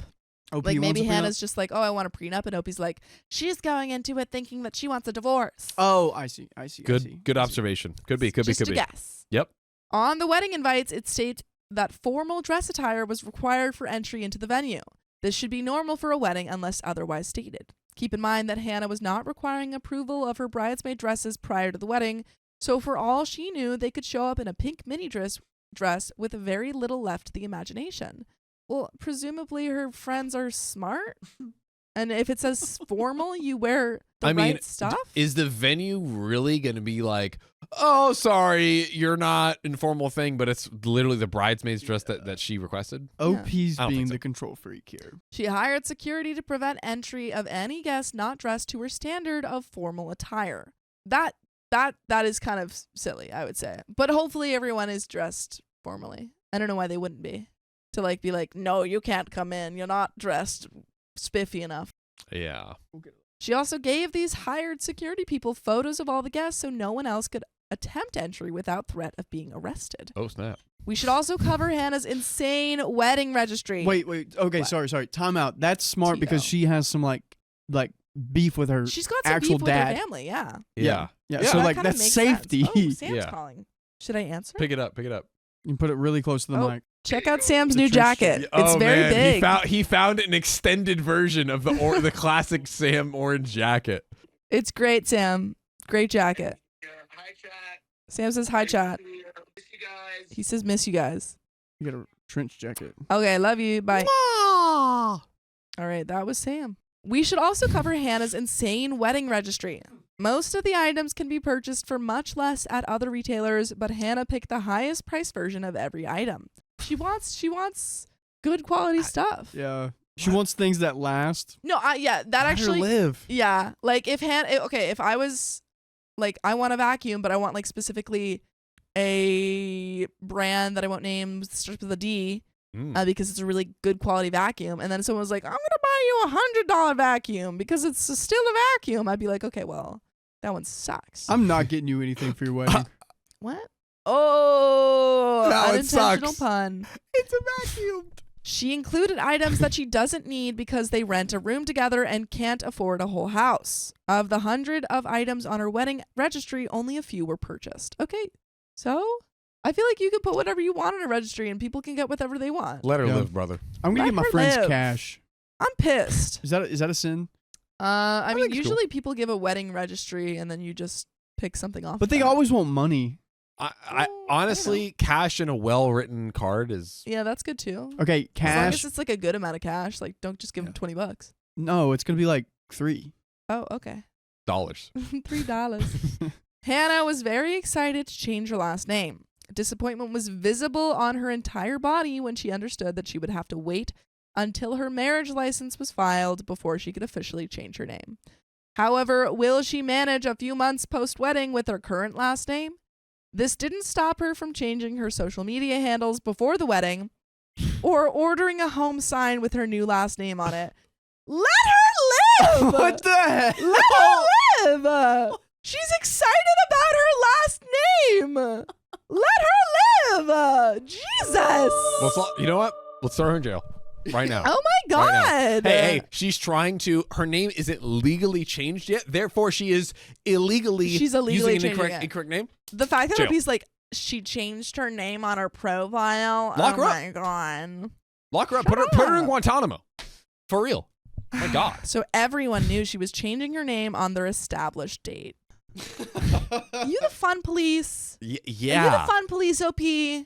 Yes, many people changed their last name after marriage. Hannah was very impatient about getting it done and thinking it would be a fast change. Government documents take time to change, and she didn't want to be known as her current last name during her honeymoon. Ooh. Hannah and Damien planned on a honeymoon that was estimated to be $10,000, and that cost would be split between the mothers of the bride and groom. As the cost of the wedding added up, Hannah and Damien decided to redirect that money towards payments for their wedding venue. This was a smart move on their part, one of few, but credit where credit is due. What is going on? Yeah, this is a good Right. one. This is a good one. Both mothers agreed to this change until the payments were due. As it turned out, one mother paid her part while the other mother suddenly didn't have the money for the payment. Now they had to resume paying for that installment and would not be getting a honeymoon. Not to fret, though, stepfather has entered the game with more money. And also, Princess Tikatu says, this seems like this OP is jealous. Yeah. Hannah's stepfather had already put thousands of dollars down in deposits for vendors and the venue, but now was saving the day by completely paying for a different honeymoon. Some people have fairy godmothers, others have fairy stepfathers. What's the issue? What is the issue? Yeah. The stepfather was like, hey, yeah, like, your mom can't pay for it. I'll step in. I'll help cover the charge. What This is makes the no sense. issue? This is just how life goes. It's literally how life goes. Oh my God, this Here we go. person's Oh. a nightmare. Read the rest of the story. Like a snob. Dered 04 says, Sophia, you should read the rest of the story like a snob, yes. Let's begin with a veil. That was custom ordered to match the exact ivory of the dress from Spain. Yes, you read that correctly. Hannah ordered a pearl-encrusted veil with a lace trim. God forbid she want her own dress. Jesus.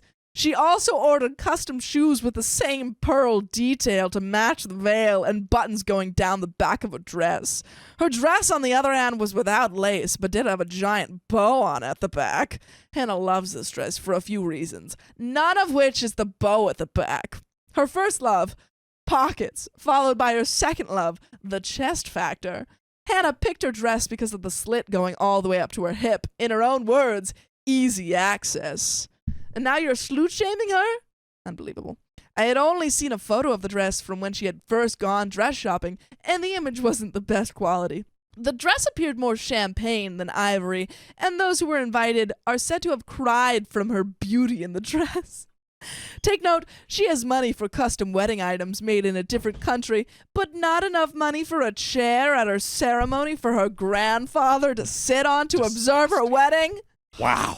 Okay, so now he's complaining about Hannah getting this like really nice dress stuff from Spain. And she's Unacceptable. saying the fact that she has money for a dress, but not for her grandfather's seat. Isn't he not coming? Yeah, but she's like, oh, she can't pay for another seat, but she can pay for all this. Right. Hannah wanted to make an entrance to her ceremony. Her carriage from the main venue to the ceremony site would take approximately 10 minutes. During this time, any guest that arrived wouldn't be seated and would instead be sent directly to the cocktail lounge. That's normal.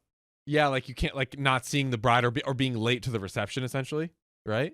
It's basically saying that during this time where she's getting to the ceremony, Right. and no one would be seated, they would just be in the cocktail lounge, which is, I've been to multiple weddings where we all just like waited in the cocktail area You wait until till they she were gets like, there. until they were like, okay, everyone go take your seats. Right. That's just normal. Yeah. In Hannah's words, no one can see me before I arrive at the aisle. Fair! If any guest that was already seated needed to use the restroom, they would have to hold it, or they would not be returning for the ceremony. That's like, I mean, that's play rules. I would. Those are yeah. play rules. Like, go use the bathroom before you go sit down. But what if I will? We have We to don't. go. We have to go. Then you have to wait outside. Yeah. That's literally like if you Or go piss your see pants. a play or a musical or whatever. If you have to go to the bathroom, sometimes you can't get back in. I just got to pull O'Reilly and pee right there. Yeah. Yep. Just put it down the pants leg.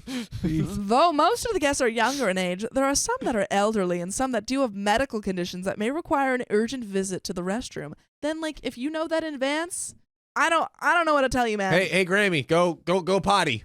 Go potty real quick, okay? Get your Depends, okay? So she's restricted the movement of guests for at least 40 minutes.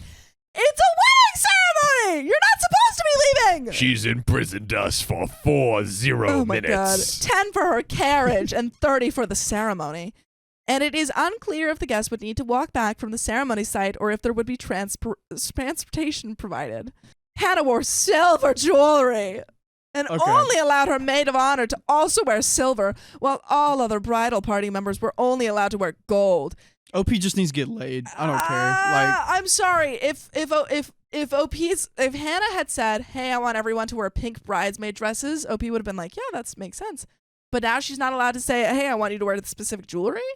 Unacceptable. Oh my God. Disgusting. Hannah also decided that only her bridesmaids and maid of honor would join her in carrying flowers on the wedding day. The groomsmen and grooms were not to have any boutonnieres or pocket squares. Hannah's mother, Damien's mother, and any grandparents or godparents in attendance were also not going to have corsages or any special marker. This was because Hannah had deemed them too expensive and unnecessary. She said, "My wedding is not a prom. The family doesn't need flowers." Sure. It's her wedding. It's her freaking wedding. Sure. We covered the bride's attire. It is only fair we cover the groom's glam of the day. Damien was not a groomzilla from what I know. He requested to wear a white blazer and grow out all of his hair. Hannah allowed Damien to grow out his hair and seemed to tolerate it. Damien had expressed he wanted to remove the garter during the reception, but Hannah said no. She wanted that to only happen in private after the reception ends. Ooh. Reasonable, because you're kind of pulling up your dress. It's true. Hannah gifted her bridesmaids mini bottles of red wine at the rehearsal dinner the night before the wedding. A thoughtful celebratory gift, right? Wrong! Incorrect! On so many levels. Can you see where this is going already? No. I have no idea. Oh. These bottles were given to be showered over any guest that dared to wear white. An obvious wedding no unless otherwise instructed by the couple. And that's still a no. You What? never wear white, Never even wear if white. the couple says you can. Oh. Never.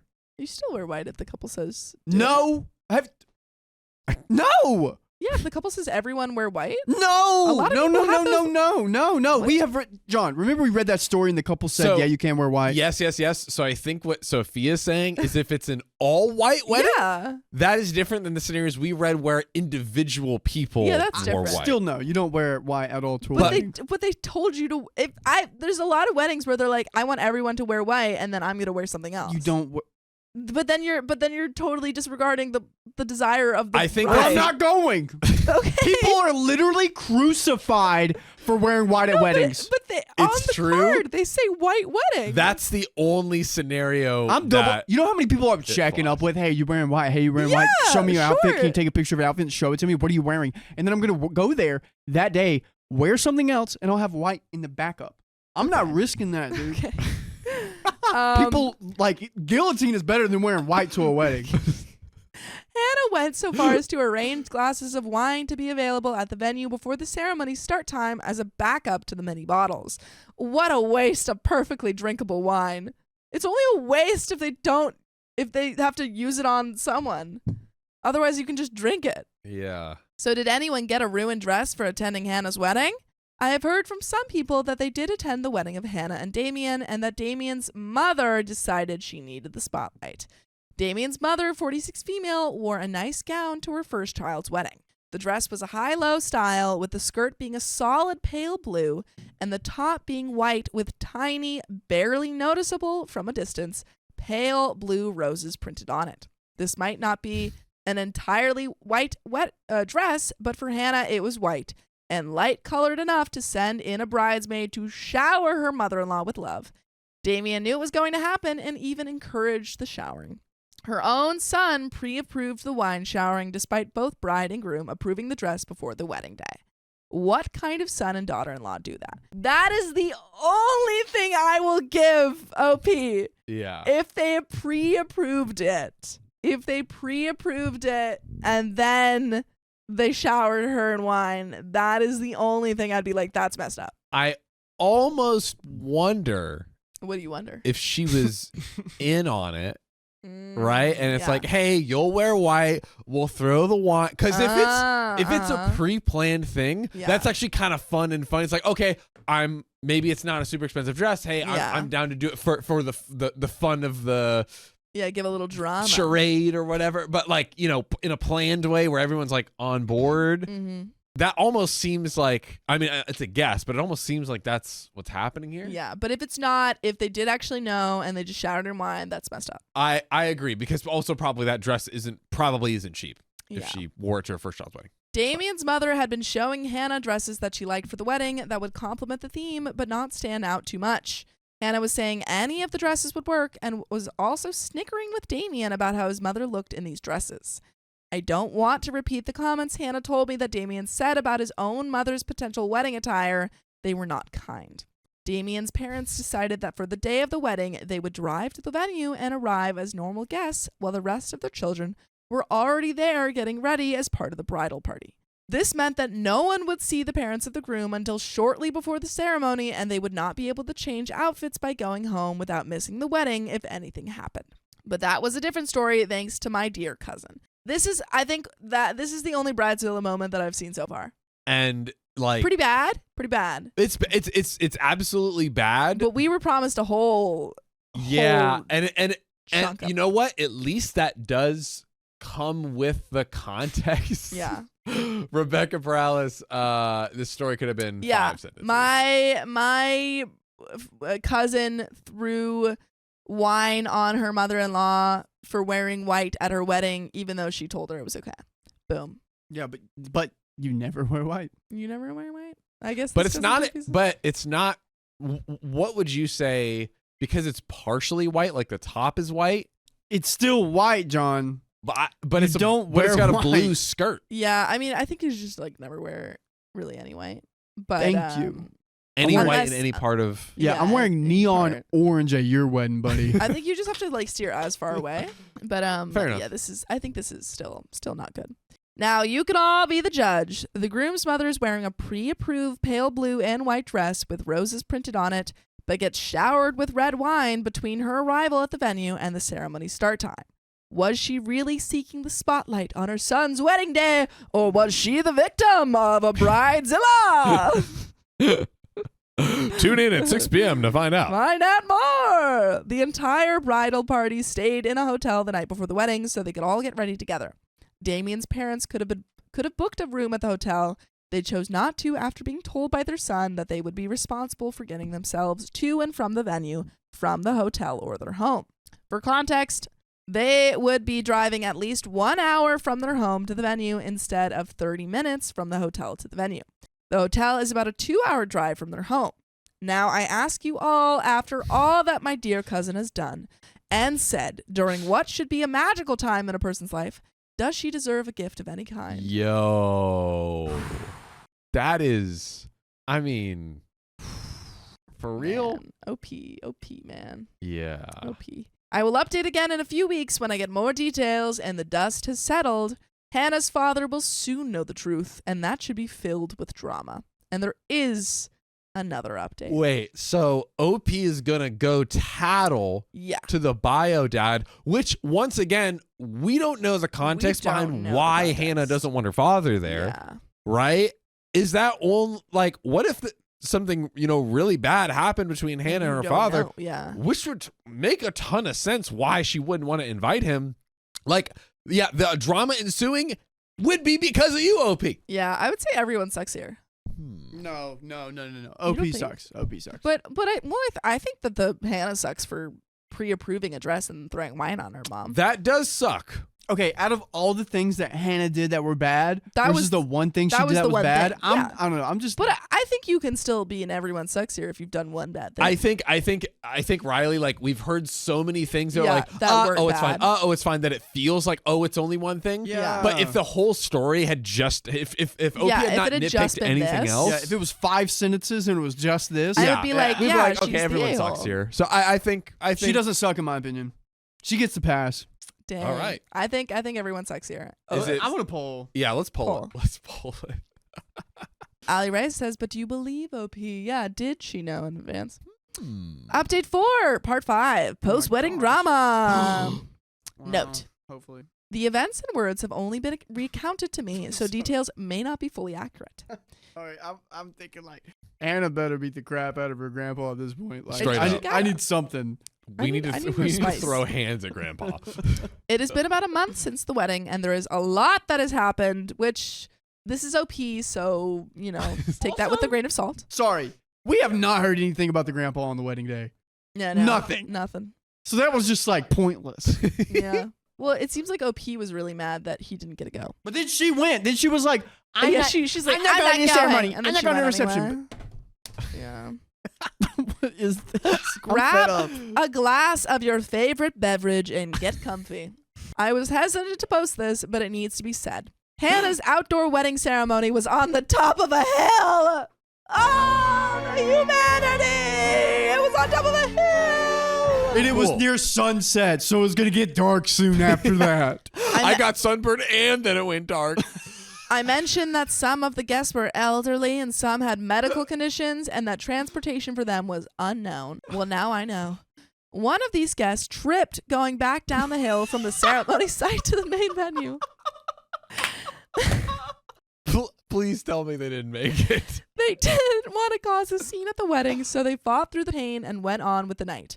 The next day, they went to the emergency room and it was discovered they had a broken ankle. Oh no. They had surgery to fix the break, but this could have been avoided if Hannah and Damien had arranged proper transportation for guests after the ceremony, if only for the elderly.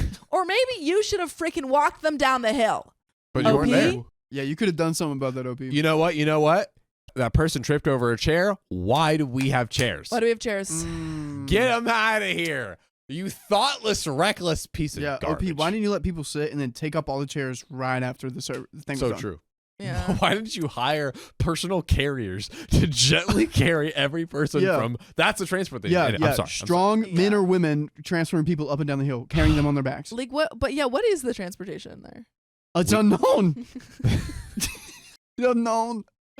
I'm just like wondering what OP thought it was going to be like. Did she think they were going to get like a golf cart? I mean, aren't they don't know. driving? Aren't they just driving It's themselves? unknown, man.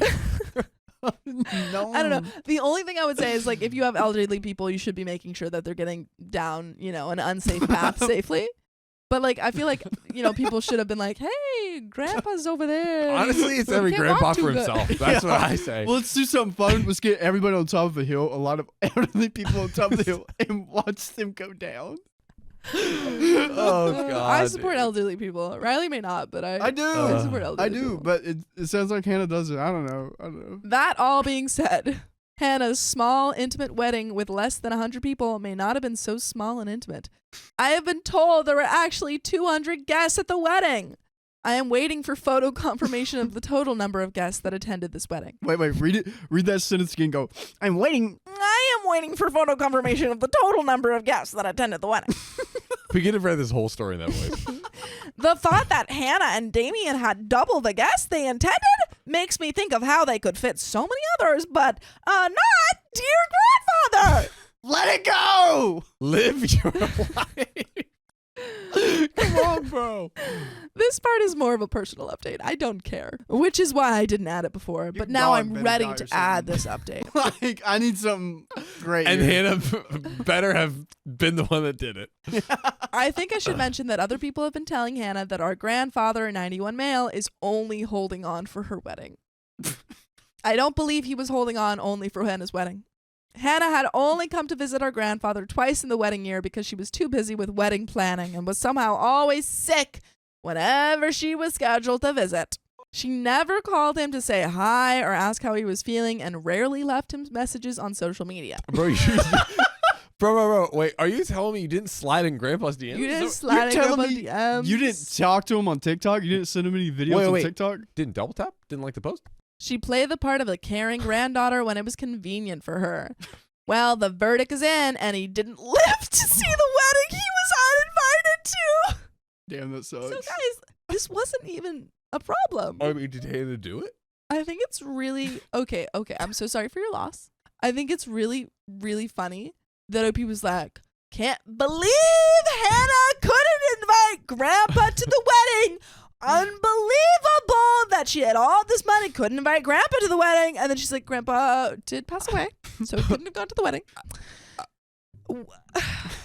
Barry, Grandpa, at the wedding, we could have done that. It was on a hill. There's plenty of earth and dirt. Like right here we go. As you're reading the vows, as you're reading the vows, the what is it? The coffin slowly sinking dips into the ground. It sinks into the ground. Yep. We could have done that, but Hannah decided not to. He passed peacefully the days leading up to the wedding.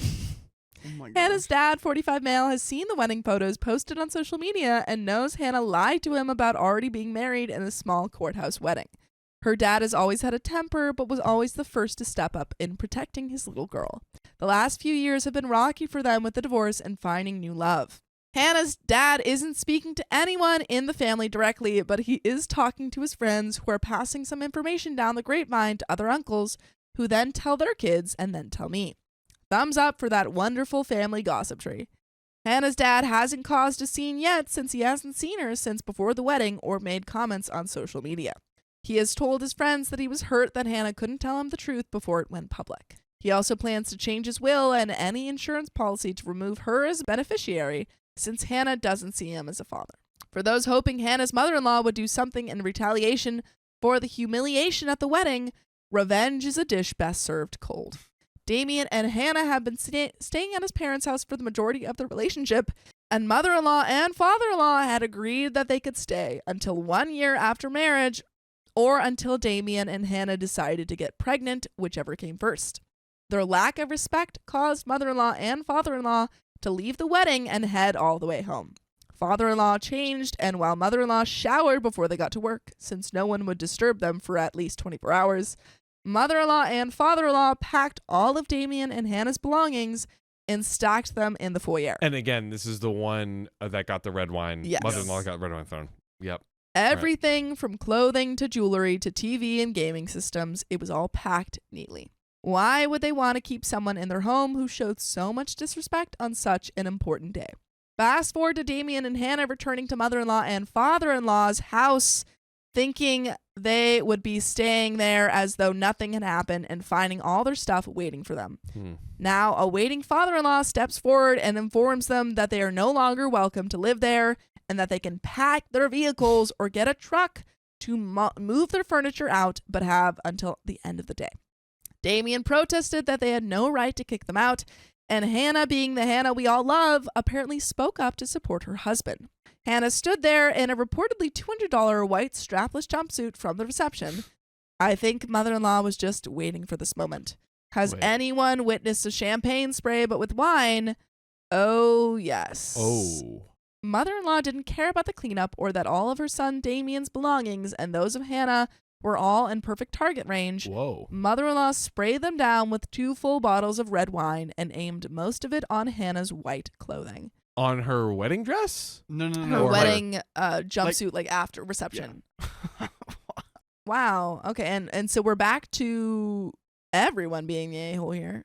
Yeah. Because that's a pretty a-hole mood. You have to take the high road there. Yeah. I mean, again, it's like you just don't want to stoop to that level. to that level. And like, you know what? I feel like you could like pull her aside and be like, that was totally yeah, unacceptable. totally unacceptable. and like, I want an apology and I feel hurt that you did that. And why'd you do that? Like, that's all. Totally but fine. to do it back to her on her, and also like, it is her wedding at the end of the day. Yeah. So like, I feel like pouring the wine on her is like low-key at least a little bit worse just because it is her wedding, than the mother-in-law. Yeah. I thought it was a honeymoon and then it got back. I don't know. Like, obviously, like, the Hannah is the a-hole for the wedding. Yeah, their for sure. wine incidents. Yep. But the edge I got versus the goon I just got was horrible. Dude. But you know what else is not horrible? What? Joining us live every weekday at 3 p.m. PST on YouTube, Facebook, and TikTok. Just tap her profile. Woo. There's a little bit left to this. Could have been very short Bridezilla story. Honeybee85 says, ever heard 2 wrongs don't make a right? But we do have a lot of other people in the chat saying mother-in-law for the win. So, Hannah and Damien threw a fit about how her dress was ruined and they would call the police for assault. Uh-oh. I don't know if they could go that far because, like, She did the same. It fell. Father-in-law told them to go ahead and remind them that they had done the same to mother-in-law not long ago, said they would also press charges. Oh, here we go. Hearing that Damien and Hannah quickly packed their vehicles with their stuff and left for her mother's house. They are currently staying at her mom's house for now, but will need to find their own place. Based on what Hannah's mom has said to some of the aunts and cousins, Damien has lost his family entirely because of the events at the wedding. Oh. Hannah's mom is in full support of what happened at the wedding, no surprise there, and believes her daughter is the victim in this whole thing. Weddings should be a happy time bringing people together, but this wedding seems to have fractured families and shown the true colors of Hannah and Damien. So at the end of the day, John. Yes. I think we had one true moment of a-holery, which was pouring wine on the mother-in-law. Yes. Who they live with was just stupid move. That was yeah. Yeah, It was mean and Stupid stupid. move. But then mother-in-law did it back, which is also not cool. You don't spray the body that shelters you. So true. But OP also sucks, so everyone sucks here. I think everyone sucks. Yeah. Who sucks the most? OP for writing this damn Reddit OP for story. making us read this entire story. But But second, I think Hannah. But OP was like really annoying, but it was like it was like death by 1,000 paper cuts. Yeah, but like if we had just gotten the one thing from Hannah would have been the clear a-hole. yeah, Like- I feel like Hannah's more the a-hole, I right? think Because so. that's a bigger. You just said that OP's the. Oh no, bigger I was a-hole. saying I think Hannah is the main a-hole, Oh, but OP is an a-hole for making us read this entire story. No, I no. got you. I say OP's the biggest a-hole here. Riley's like it's just all OP. Hannah. It's just OP. all Yeah. OP. Sorry, all OP. Yeah. Yeah, I think OP like walked it all and was like, and you won't believe. I'm still not over the fact that OP was like, I cannot believe she did not let Grandpa come to the wedding. Grandpa couldn't come to the wedding because he passed away, but I can't believe. Yeah. Grandpa fucking Up died. until the point of Grandpa passing away, yes, Yeah. understood. At least like not that Yeah. you can like attack her for that, but it's like all right, you're disgruntled, It's whatever. messed up. But he couldn't go. So what do Yeah. you want us to do? And they're all a-holes. Yep. The whole family a-holes. My mother-in-law refuses to accommodate my allergies, so I brought my own food.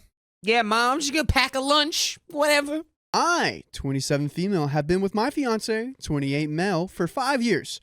I have an allergy to dairy. No, I won't die. And no, I don't just have tummy issues. It's beyond that. Dairy causes such bad inflammation in my body that even a small amount can put me out of commission for nearly a week. Ah. Sounds like serious tummy troubles to me. Yep, and she has 0 toes. She's 0 toes. lactose intolerant. Lactose. This guy, he's funny. By the way, this comes from Fantastic Read 9651 on the r/OK Storytime subreddit. So I've always had back, knee, and general joint issues growing up, but I've finally narrowed it down within the past few years. While strictly dairy-free, I will go months on end without any serious back or joint pain. Wow. The moment I have even the smallest amount of butter on my toast, cheese on my burger, my back will literally go out the next day, and I'll be in pretty serious pain for about a week until the inflammation goes down. There have been too many occurrences of missing work and ER visits before I narrowed down the allergy. Believe me, I love cheese, but it's just not worth it anymore. My mother-in-law has known of the allergy for the past 4 years. My fiance continues to remind her.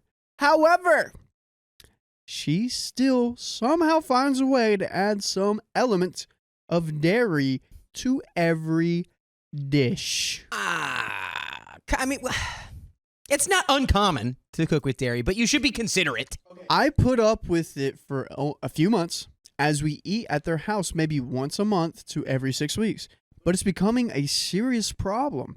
For a while, I put my trust in her and ate what she made, as she made it clear she would exclude any form of dairy. But following every dinner at her house, I would be in serious pain. I began asking her and reminding her at every meal, and that seemed to annoy her. Just last week, she made burgers, potatoes, corn on the cob, and a salad. She mixed cheese in the burgers, butter in the potatoes and on the corn, and the ranch on the salad. For dessert, an ice cream cake, which was someone's birthday. Okay. My fiance lost it. He reiterated my dairy allergy, and his mom goes, "Oh, right. Well, that really sucks." Hey, you're right. Maybe have some more empathy about it instead of just like saying it sucks. I told my fiance to just eat and that I'll make something when we go home. He refused and told his mom that if she can't respect a legit allergy, I don't think she believes me, then we won't be coming to dinner in the future. Well, his mom first blamed me for causing the drama, but after a few more discussions, ultimately, she apologized and she said she would take it seriously. I bet she said that with an eye roll. Yeah, I'll take that seriously, I guess. I'm at the point I don't actually trust her. I generally like his family, and I don't want to be the barrier between my fiance and his mom having a relationship. I'm not really sure what to do at this point. This is more of a vent, but I'm open to advice. Yes, it would be a sensitive/intolerance rather than an allergy, but I'm really not sure what to call it. No, I haven't been officially tested as I live in America and my health insurance sucks. All that I do know is that the only thing in my regular diet that causes this inflammation and pain, and I would even say that it does cause damage to my body, as why else would I be in this much pain? I have tried bringing my own food, which tends to cause more drama. And yes, I know I can be a pushover. I have never been good at standing up for myself, but it's something I'm working on. Thanks to my fiance, I envy all the commenters who have a backbone. LOL. As of right now, I'll be eating beforehand or afterwards, and simply refusing anything I didn't see her make. I appreciate everyone else's advice, and edits to add, boys, what we thinking right now?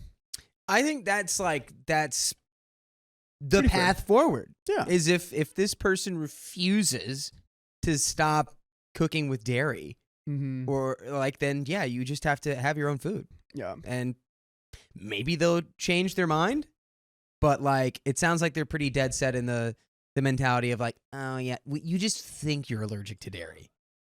Update. I want to thank everyone again for the support, words of encouragement, and advice on getting tested for autoimmune disorders. That I haven't even crossed my mind. Sorry this post ended up so long, but I have an update for some of you that might find satisfying. His mom invited us over for an apology dinner. Dairy's in it. What we got at this apology dinner? What do we got? You need to apologize to me for you hating dairy. She insisted she'd set portions aside without dairy before finishing the dish. I called BS immediately. I made garlic parmesan pasta with grilled chicken and broccoli. Yes, all dairy-free. Fake cheese, if you will. Ingredients. I also brought lemon blueberry bread. Let's go. When we got there, she conveniently forgot to set portions aside, so everything had dairy in it. Called it. I just know that this mother-in-law's perspective is, it's fake. It's a fake Yeah. allergy. Oh, yeah. Because it's like OP even said, like, this allergy isn't going to, like, send me to the hospital or anything. It's just, like, it makes my joints hurt. Like, it's bad. She preps everything beforehand, so I couldn't interject to set things aside. And honestly, unless I'm hovering over her in the kitchen and watching every move she makes, I really just don't trust her food anymore. I used some advice from the comments and just told her, oh, don't worry. I know how hard it can be for you. So I brought a dish and snagged the pasta and bread from my car. She didn't say anything. While my dish was warming up in the oven, I overheard father-in-law asking her, what the F are you doing? She was putting butter on top of my pasta. Oh my! What are she's we doing? I doing? told you. What That are was we my doing conspiracy here? theory. She's doing it. She's doing it. Yeah, okay. Now I can officially say this woman has it out for OP. What? Like, that's not. What? That's not. what? That's weird. What? That's weird.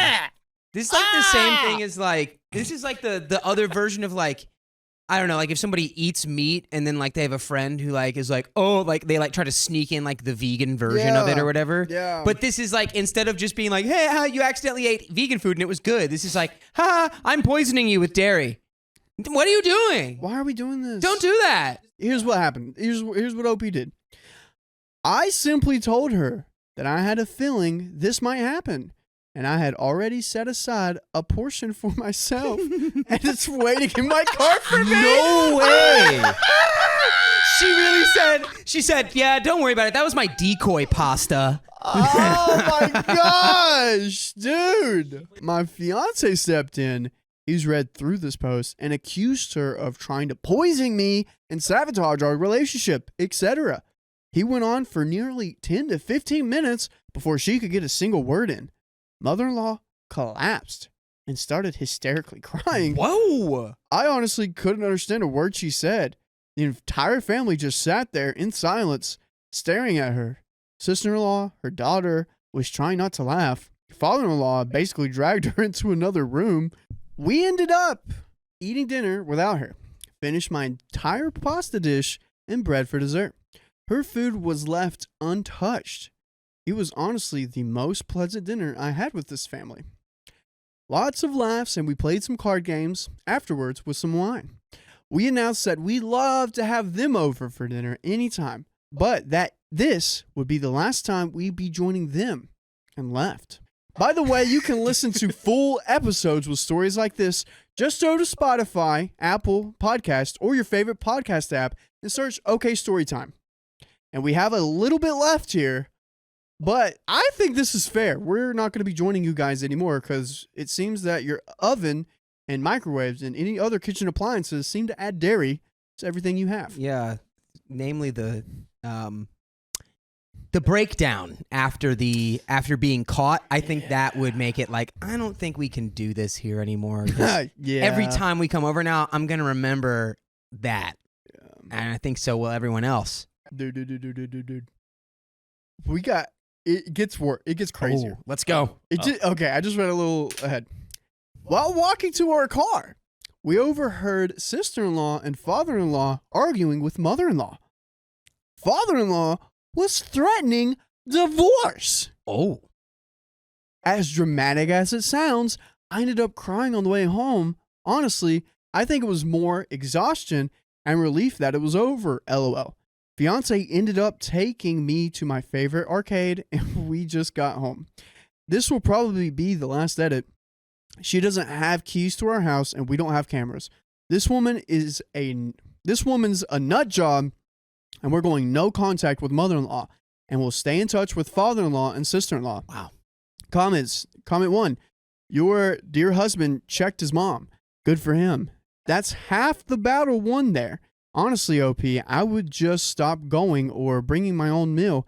There's no way she did not recall your allergy. She didn't care. Mm-hmm. She just didn't count on her son calling her crap. She's backpedaling now, but that won't last.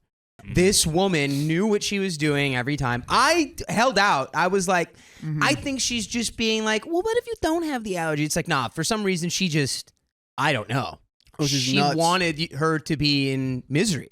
And this is probably, I'd like to see what father-in-law has on her, because if he's threatening divorce now. I think he's got an attorney lined up. Ooh. Yeah. Well, imagine if she's doing this with like the daughter-in-law, like imagine what she does like to with the husband, with the sister. Oh yeah, dude. Yeah. You know, and her husband is also okay with no contact. So imagine the context that he has about his own mother. Yeah. Like, Well, yeah, because I guarantee you, he's also like, don't worry, I'll talk to my mom about it. Don't worry, I'm going to fight for you. I keep fighting for you. And it's like, I would be fed up with my mom if she did that. yeah, Oh yeah.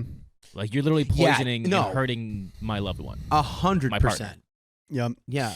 So that's the end of that story. My in-laws are turning everyone against me, but I simply don't care. 1v20, 1v100. She You doesn't fight care. them all. I have to apologize for how long this is. I didn't know I had this much to say. No real names. Okay, I want to start by letting you all know that I'm Muslim, so some things may actually not make sense to you if you're not. Also, there was some tension between me and my in-laws since my marriage because my husband chose me himself and did not ask his family to arrange a marriage for him, but I have no idea if it relates to how they behaved with me or not. By the way, this comes from the tall dummy on the the OK Storytime subreddit. So my brother-in-law's wedding was in July, and since the wedding, it's almost December now, I have cut off all contact with all my in-laws. Just me, my husband, and children still visit weekly and are very familiar with their family. FYI, Muslim weddings usually separate women from men where I'm from, because usually women won't wear hijabs at the celebration and very few people are allowed to see each woman, so it would not work. My brother-in-law's wedding consisted of 2 parties. The first is a traditional cultural party where the bride's family basically parties like a bachelorette. Okay. And the groom's family welcomed the bride. And the second party is a lot like a reception in non-Muslim weddings: white dress, food and drinks, and lots of dancing. At the first party, I showed up 10 minutes late, which wasn't an issue, but everyone was already there, seated or dancing. I greeted my mother-in-law and took my seat with my baby girl in my lap. A little while later, my mother showed up and held my baby for me and told me to go party and dance with the girls if I wanted to. So I did. There were my sisters-in-law, 3 in total, and 2 wives of my other brothers-in-law, as well as the bride and other guests. I didn't formally greet anyone while dancing, just nodded, waved, and smiled at everyone until Laura, fake name of the wife of my first brother-in-law, came up to me and wanted to dance with me. She was very enthusiastic and showing everyone that she and I got along together very well, which honestly we do because I'm a private person and don't give my honest opinion on anything I hear, specifically from my family-in-law. Now that provoked the entire family. Due to some drama, will explain below, that had occurred between Laura and the family a week prior to the wedding, which I had no idea of. The rest of the party, it went on for 3 more hours. Not one person of the family even looked at me, let alone spoke to me. So about 30 minutes in, when Laura came to sit near me, I didn't object or leave the table. And so the family basically considered us a team.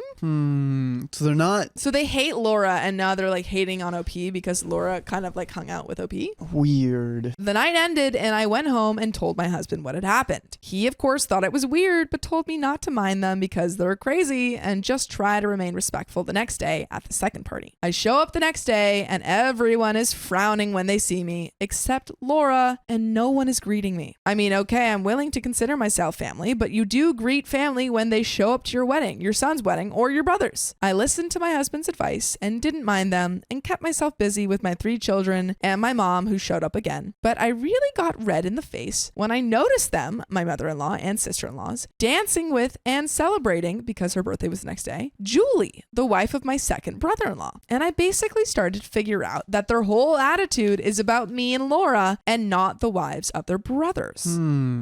At the end of the wedding, the women usually do wear hijabs so the men could come in and we all would take family pictures and stuff. So when this happened, my father-in-law came in, of course, and I noticed that when I went to greet him, he brushed me off and pretended not to have seen me. My husband saw this and told me to get my things so we could leave. We did. And almost 30 minutes after we arrived home, everyone else did. We live in the same corner of the neighborhood and we can see and hear each other mostly when we park at our garages. I asked my husband not to cause trouble, but to understand what was going on. And so the next morning, he went to his parents' house for breakfast and returned no longer than 15 minutes later, fuming, calling them sick and mentally ill people, and not inconsiderate and kind words. What? Apparently, the week before the wedding, my father-in-law went to visit Laura's husband at home because they had work to do together. And basically, he came into the house without knocking, and Laura was lying on the couch indecently. Her father-in-law is allowed to see her without hijab, but to some extent, basically, she was in shorts and a crop top, which is not very appropriate in our religion to be wearing in front of your father-in-law. She was shocked and didn't have anything on hand to cover herself, and he sat there for 5 minutes waiting for his son and then left with him. The point is, he didn't apologize or tell her that she can excuse herself if she liked. Not that she needs his permission, but he's basically a guest in my opinion and everyone who knows the stories. She waited a couple of hours and then called Carly, sister-in-law, and told her what happened. Carly denied that her father would ever do such a thing. It happened. Yeah, that it happened. That's so weird. Yeah, I got very loud about this, causing everyone at home to hear the story. All sisters-in-law, mother-in-law, father-in-law, who had come home earlier than Laura's husband, and my second and third brother-in-law, Julie's husband and the groom. There was a lot of chaos, and basically everyone started texting and calling Laura and cussing her out for accusing him of doing this. Laura's husband got home at some point and stormed to his parents' home very pissed and argued and fought with everyone and told them that he will only show up to the wedding so people don't understand what's going on, but this will be the last family event he will people attend. My husband and I had been on a road trip at the time with our 3 children, so we didn't know anything and nobody told us anything. Well, at least, you were on the right side, unknowingly. Laura was hanging out with you and you didn't necessarily know that she was getting backlash or anything, but she's the one in the right. So apparently they thought I believed and supported Laura against their dad, my father-in-law, when none of them had told me or my husband anything. And this specifically pissed my husband off even more, and he fought with them. A few weeks later, I advised him to take the kids over for dinner, and he did, fixing the whole awkwardness between him and his family. But what about Laura? Like, I feel like no one's, everyone's hating on Laura when she was the one impacted by this. But since then, I've crossed paths with them like a million times, and not one of them even nodded in my direction, including Laura. Laura?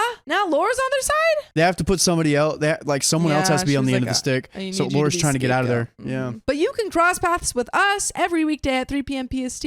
Where, Riley? On YouTube, TikTok, Twitch, and Facebook. Yeah, just tap our profile. And there is a little bit more to the story, but yeah, it does seem like Laura was, getting all this backlash, and so then she threw OP under the bus, maybe. So then now OP has a backlash. Seems like this family needs someone to blame. He's a bad guy. Yeah, and OP's like, I wasn't even here when everyone was getting mad. Yeah. I told my husband that I deduced that Laura had done this in a diabolical move to turn them against me, and it had nothing to do with me believing her or not. She just wanted more drama, and that they specifically didn't want to tell me because it would make their dad look bad, whether I was on her or his side. My husband agrees, thankfully, and now I strut into or out of my house whenever the heck I want, and no one can even make eye contact with me. LOL. The latest stunt they pulled was convincing the new wife of my 3rd brother-in-law that I'm horrible or something, because dang, this girl is behaving like I will take her to heck or something. So I don't know. What are your thoughts? LOL. I mean, it seems like your husband's on your side. Yeah. So just to I guess you have to ignore these people because they're just stirring up trouble whenever they can. Yeah, that's it. Just wait 6 months. Someone else is going to be under the bus and you'll be good. You'll be good. Yeah, you'll be fine. They'll blow over. It seems, I mean, worry. If they're, well, actually, we don't really know if Laura's back in, the good races. Yeah. I assume she is. Yeah. That's so funny because OP's in the bad graces because she supported Laura and now they're mad at OP and it seems like they forgot what it was about. But we're going to swap out this story with another one. Let's go. And we'll see you at that. My future mother-in-law keeps misinterpreting my words, so I don't want her at my wedding anymore. She's just trying to put words into your mouth and she's got to get out.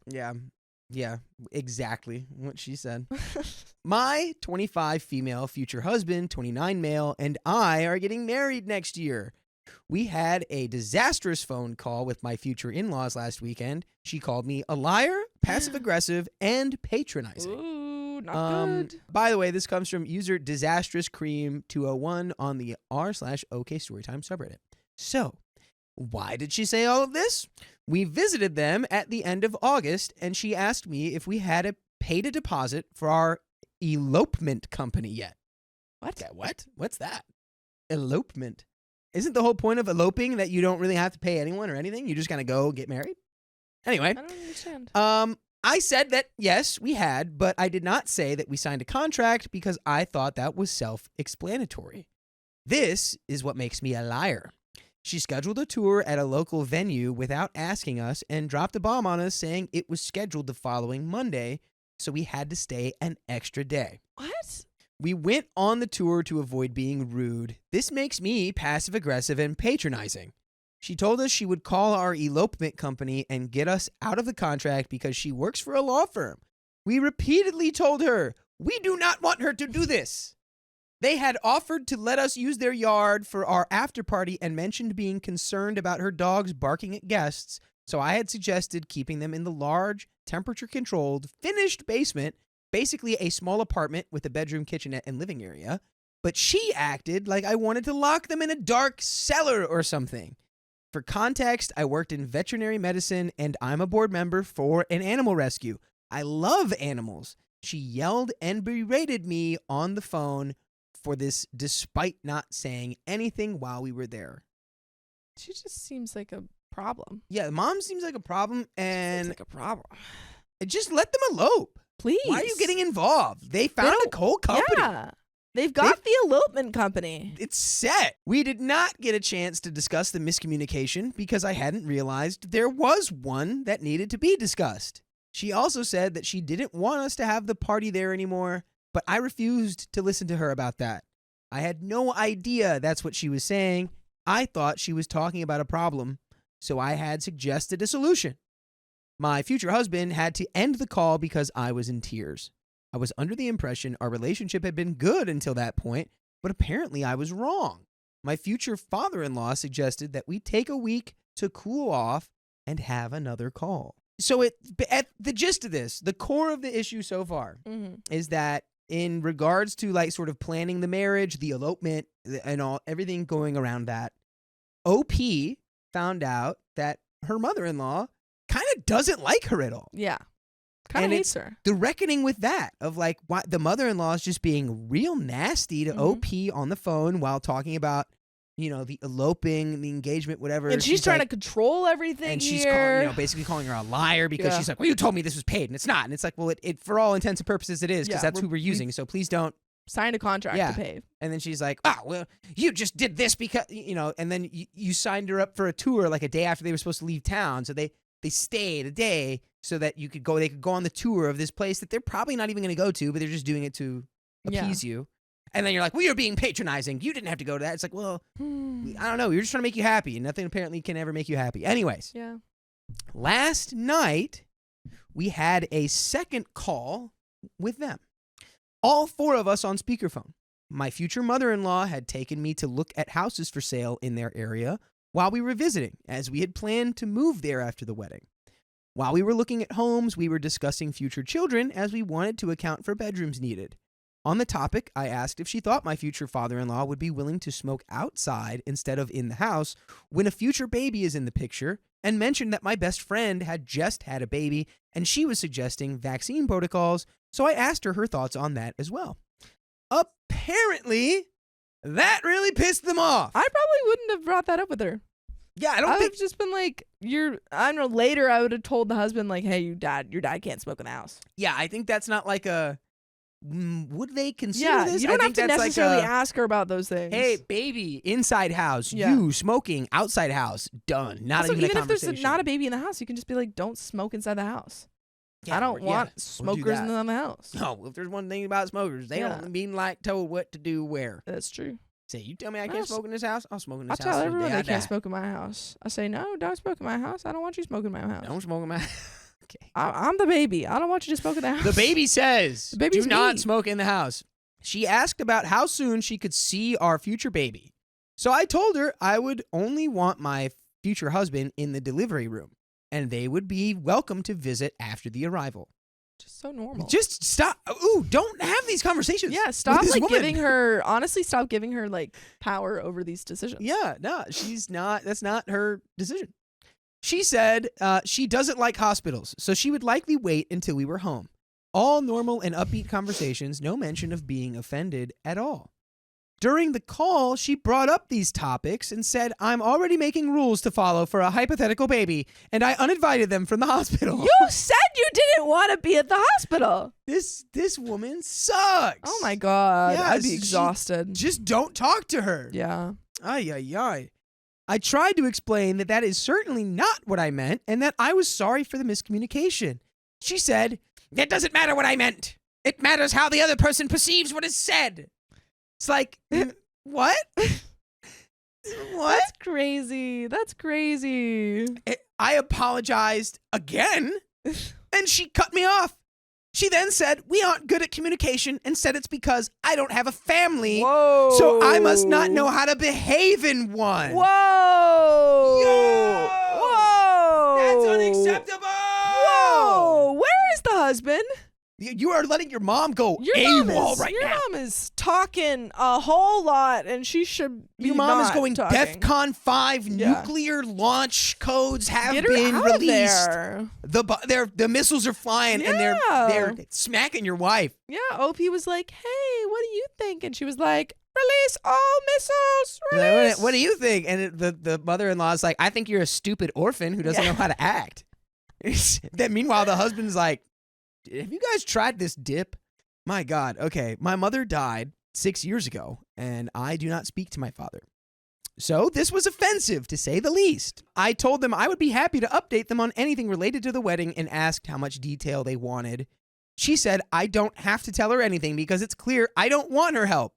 She also said they were planning to help pay for a different venue since they felt bad about saying the yard was no longer available due to the dogs. But because of our actions, she's no longer offering assistance. We've never asked for it or Yeah. expected money. I was going to say, aren't they doing like they're doing the elopement Yeah, thing? it's like, we don't want your Do you know assistance. what she's like, well, We've you're not never getting the wanted your- backyard. And Yeah. they're like, we don't want That's your cool. We won't backyard. use it then. We'll do something else because we never wanted it. Another point of contention is my father-in-law's health. He's in heart failure and was worried he couldn't participate in the elopement at a waterfall, so we changed the location to a park that does not require walking or hiking. Oh, that'd been so sick. Well, I mean, hey, well, That's nice of you, though. that's very nice of Yeah. you. And he sounds like maybe he's He not sounds- quite as yeah. much of a beast as Yeah. the mother-in-law. Mm-hmm. It's also wheelchair accessible, and I told them that we made this accommodation. And my father-in-law, my future mother-in-law continues to insist that by choosing to elope, we don't want them there, which was never the case. We specifically said that having them there was important to us, and we accommodated their concerns with the ADA accessible location. But now we don't want you there. We don't want you the there. father-in-law can come. Yeah. You should stay home. Father-in-law with his soft heart. He's soft. With his soft heart, he can come. Yes, lovely father-in-law. At this point, I was totally fed up and said we would let them know the location, the date, and the time. And if they would like to be there, they're welcome to come. If they don't want to come, they don't have to. This caused both of them to blow up and yell at us. They also claimed that we say we're coming to visit them, then backtrack and cancel. That has literally never happened. The first time I met them was Thanksgiving. We went to dinner and drove home, which is a total of 9 hours of driving, by the way. We were a bit late due to holiday traffic and told them that we wouldn't be able to stay the night because we had a sick cat at home. This apparently ruined Thanksgiving. On Christmas, we stayed 3 nights, but had to leave after lunch the last day to get home to the cats due to the pet sitter availability. So they had to leave a little bit early because they had to take care of their pets. Yeah, normal. And which apparently ruined Christmas. It ruined Christmas. Oh, you're 2 for 2 on ruining the holidays. Humbug. Way to You go. care for your pets. We stayed with them again for Easter and had a great conversation going, so we asked if it would be okay for us to stay a bit later than expected that day. They said, of course. But of course. And we kept chatting, but apparently we should have left after brunch. They're like, of course. And they're like, you ruined Easter. How dare You they. didn't leave. First they ruined Thanksgiving. They overstayed Then they their ruin welcome. Christmas, and they think they can just do the trilogy and Fun. ruin Easter too. You're 3 for 3. Yes, and we will let them do it because Yes. we don't like to talk about the issues we have. We like to let them. keep them We inside. like to let them seethe beneath the surface. And then we bring them out at the next holiday. When it's convenient for us, we like to tell you about the things that we perceive you have done wrong. Mhm. Yeah, these people are exhausting, especially the mother-in-law. They're tiring me out, man. I yeah. don't want to hear about Straight them. up. But you know what I want to hear about? I want to hear about you joining us when we go live every weekday at 3 p.m. PST on YouTube, Facebook, TikTok, Twitch. All you got to do is tap our profile and you can join the live. And if you're watching this right now, we might just be live right now. Just go ahead and give it a check. I'm exhausted by these people. Your move is, here's the date, here's the time, Yeah. here's the location. Show up or don't. Yeah, the thing is that OP's been going so high, and these people just keep going lower. Yeah. It's like one of those graphs. You guys are like, you're going this way, and she's going that way, and you guys are just like, you met once, and then you just going in the opposite Isn't that like directions. an economic graph? Yeah, Yeah. Yeah. Isn't that like how to express supply and demand? that's what's going on here. When supply and demand meet. We want there is no demand for you, and we would like your supply to be 0. We want that supply and demand curve to be flat for you, mother-in-law and father-in-law at this point, because it's like you literally switched the venue from a waterfall to a Yeah. park, which that's a downgrade. I don't It's a want to hear it. You downgrade. downgraded. It's a downgrade, and you did for- it kindly. It was a very kind thing to do. Yes. For the soft-hearted, Lovely. for the Kind, father-in-law maybe in father-in-law. cardiac failure. Mm-hmm. That was kind of you. Yeah. But then he's going to be like, actually, no, you guys suck. What, you guys are just gonna tell us where and when to be? Well, let's get into the tail end of this here. Let's see how this happened. My future husband was so angry he was shaking, trying to hold back words he might regret. So there's the husband right there. He's shaking. Shaking in anger. My future mother-in-law is saying everything I've said has a double meaning because she's an English major and she knows tone. Yo, shout out to all the English teachers / majors who are literally, they invent meaning out of nothing. I remember I watched a thing on the guy. I'm getting on a tangent here, but it's like the author being interviewed by like a professor being like, so I noticed that you did this and that and this and that, and the author's just like, I didn't do any of that. I just wrote that book. Yeah, maybe the worst. You're doing that. I have told her I've meant everything I've said as earnestly as I had said it, but she again circled back to saying it doesn't matter what I meant. It matters how it was said. I said, okay, I'm a psychology major. I don't see what our degrees have to do with this. Yeah, Boom. psychoanalyze her. This apparently totally pissed her off, and she went off again. I told her it would be best to end the call here because my future husband is so upset he's shaking and unable to speak. She said, quote, "We hope we still get to see you at Thanksgiving." And I said, "Have a good evening," and hung up. OP is so pleasant. Seems like such the nicest person. Yeah. And just to be treated this way is Well, I wish you would have just let your husband, future husband, jump in. He was shaking with rage. Shaking. You got to let him get that out to some level. Yeah, let him out. He's like a chihuahua. My future husband and I are on the same page. I will not be attending future holidays or events since it's very clear everything I say is misinterpreted and weaponized when it's convenient for them. He's welcome to visit for holidays if he wants to. I don't mind. I do not want my future mother-in-law at our elopement because she will just ruin our day. We're going to be asking our elopement company to remove her from the guest list. So Reddit, am I the a-hole? No. Nope. You've been the angel throughout this whole story. Yeah, literally. You've done every angel baby move you could. Yeah. If we placed you in all of these other stories, you would have, if someone threw out your wedding dress in the garbage, you'd be like, hey, I'm sorry. You'd be like, you hey, can why'd wear you it do if that? Yeah, what's also, up with that? you want to wear it? Yeah. She probably would have just said that from the very beginning. You want to wear it? Sure. Yeah. Yeah. I'll buy it for you. Yeah. If your sister started pulling your hair, you'd be like, you're right. I was mean. You know what? Let me get out of the kitchen. Let me just get out of the kitchen. It's your kitchen. Yeah. You're not the a-hole. You were an angel. No, definitely not. My mother-in-law has no respect for me. This woman laughs at my seizures. Whoa. That is truly no respect. She's got zero respect for you. None. I'm 30 female, writing about my decision to go no contact with my husband's family, specifically his mother, 57 female, who has been emotionally manipulative and abusive towards me for years. My husband, 30 male, is supportive but confused how to navigate this, and I'm struggling to support him without getting angry. He's like, I need you to help me. I want to support you, but I'm mad. By the way, this comes from Beautiful Resolve 63 on the OK Storytime subreddit. So, as much as I'm working on people pleasing, he is working on retaining a working memory of all the horrible things she's done. But he does use notes when he needs to. Okay. Oh, he just puts in a notes app. He's like, Mother was pretty awful today. She made fun of my wife's seizures.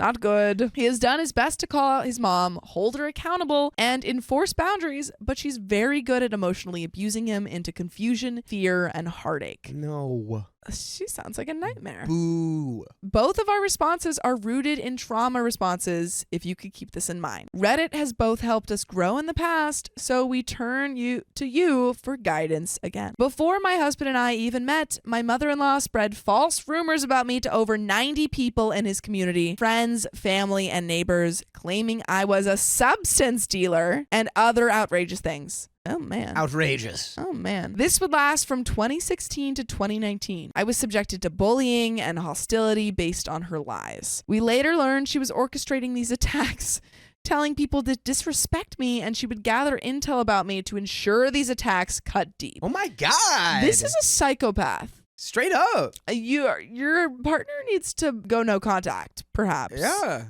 And I if they agree. don't, then maybe you need to break up with them. His brother, 3 friends, all his aunts, 3 uncles, 1 grandparent, and a majority of his mother's friends confirmed privately, thank you, and in groups that there was a conspiracy run by his mother to make me feel as worthless and rejected as possible so I would leave my husband. This is all a freaking plot. Yeah. This story makes me like my mom a lot. My mom's great. I love my mom. Oh, wait. Time out. My Time bad. out. It's my dad's birthday. Happy birthday, Dad. Oh, I don't know if you're watching. Dakota's Happy dad. birthday, Dad. That's lovely. Happy birthday. Happy birthday. She also admitted to running this conspiracy against me, but did not care to apologize or hear how it caused psychological harm and tensions in the relations. Thankfully, my self-esteem has grown, and I would not stay in a situation like this now. The reason people came clean to me was either because they realized that I was a kind and helpful person, or they found me crying in a stairwell, room, or outside the event as a result of how hostile I was being treated. Damn. Well, at least, They're like, the reason they realized that I was not doing well is because I was sobbing. Yeah.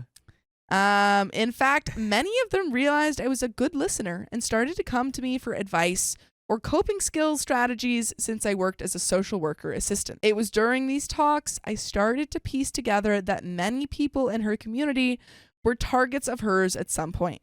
So she's just a straight up little psychopath. She's a psycho, She's and on a everyone knows warpath it at all times. I wonder if the people that she's like spreading these rumors to about you are believing them. Like, do they know that she's a psycho? I would assume they don't. Although my now husband and I almost broke up 12 times as a result of these coordinated attacks, we really held on tighter to the fact that it didn't matter what his community thought of me because we were very much in love. Aw. For him, I helped him discover and embody the person he always wanted to be. I gave him confidence to be himself, as his community often gossiped and bullied people when they were different. For me, he helped me cope with the abuse I was experiencing at home. Over the years, he has done his best to protect me from her. We tried many conversations with her, low contact, and him seeking therapy. All of his siblings believe she's narcissistic and found some guidance in surviving narcissistic parents' support groups. He has since greatly distanced himself from his community, and I stopped showing up once the conspiracy was revealed and processed by us. After she vowed to never talk about me again, people confirmed she stopped. Her psychological games changed. She's insulted me regularly, yelled at me over trivial things, and even tried to control my every move. Often, when we were in town, she would have my father-in-law, who's a cop, patrol to see if I was there, or so she claimed. No way. She's abusing police resources Oh on top my of all of this God. stuff? On top of all the horrible things she's already doing. This is a step too far. How dare you misuse the police? It's likely her husband just gave her a casual update. He's like, yeah, she's she's walking around, she's looking at her phone, she's eating some food now. He's definitely at a sports bar. Yeah.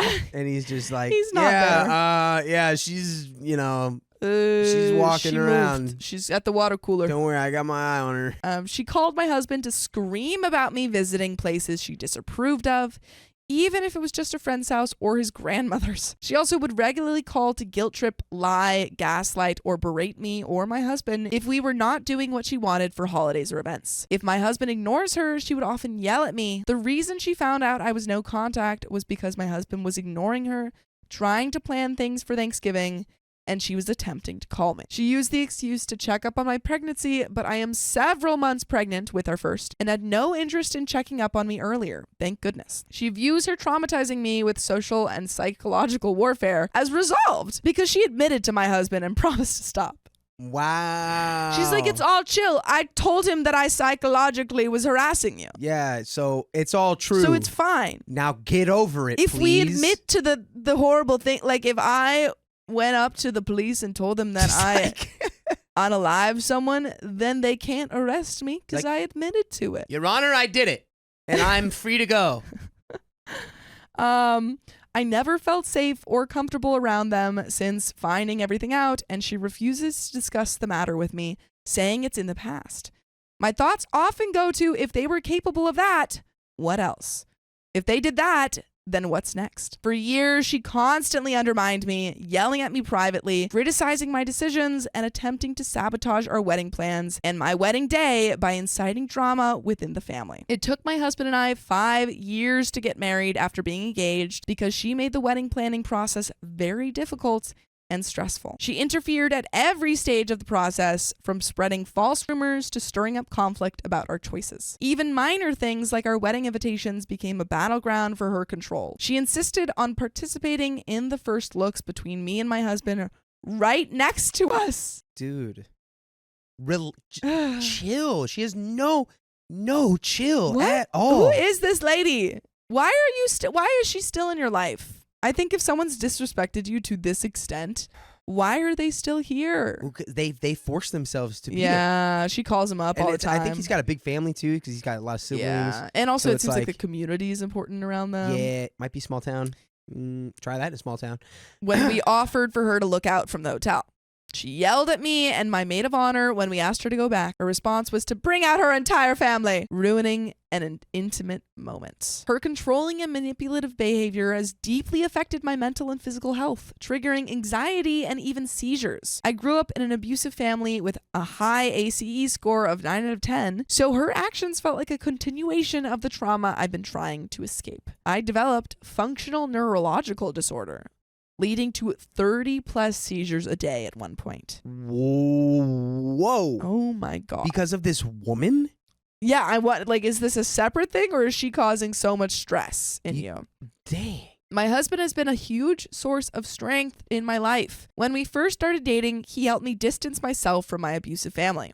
He stood up to my brother when he was physically harming me and supported me when I went no contact with my father. He believed me when I shared what I had been through as a child, and he gave me the courage to heal. He introduced me to healthy experiences like spending time at parks and socializing with people who had no connection to his mom, helping me slowly overcome my fear of people after years of being isolated by my own abusive family. He's always been my #1 cheerleader and supports me each step of my healing journey. This August, after countless attempts to have productive conversations with her about boundaries and respect for the last 9 years, I reached my breaking point. She took a picture of me seizing at our wedding brunch, despite our pleas to stop. Yo, black hole. Black hole. Black hole Black for hole. this She monster. took a picture of you seizing?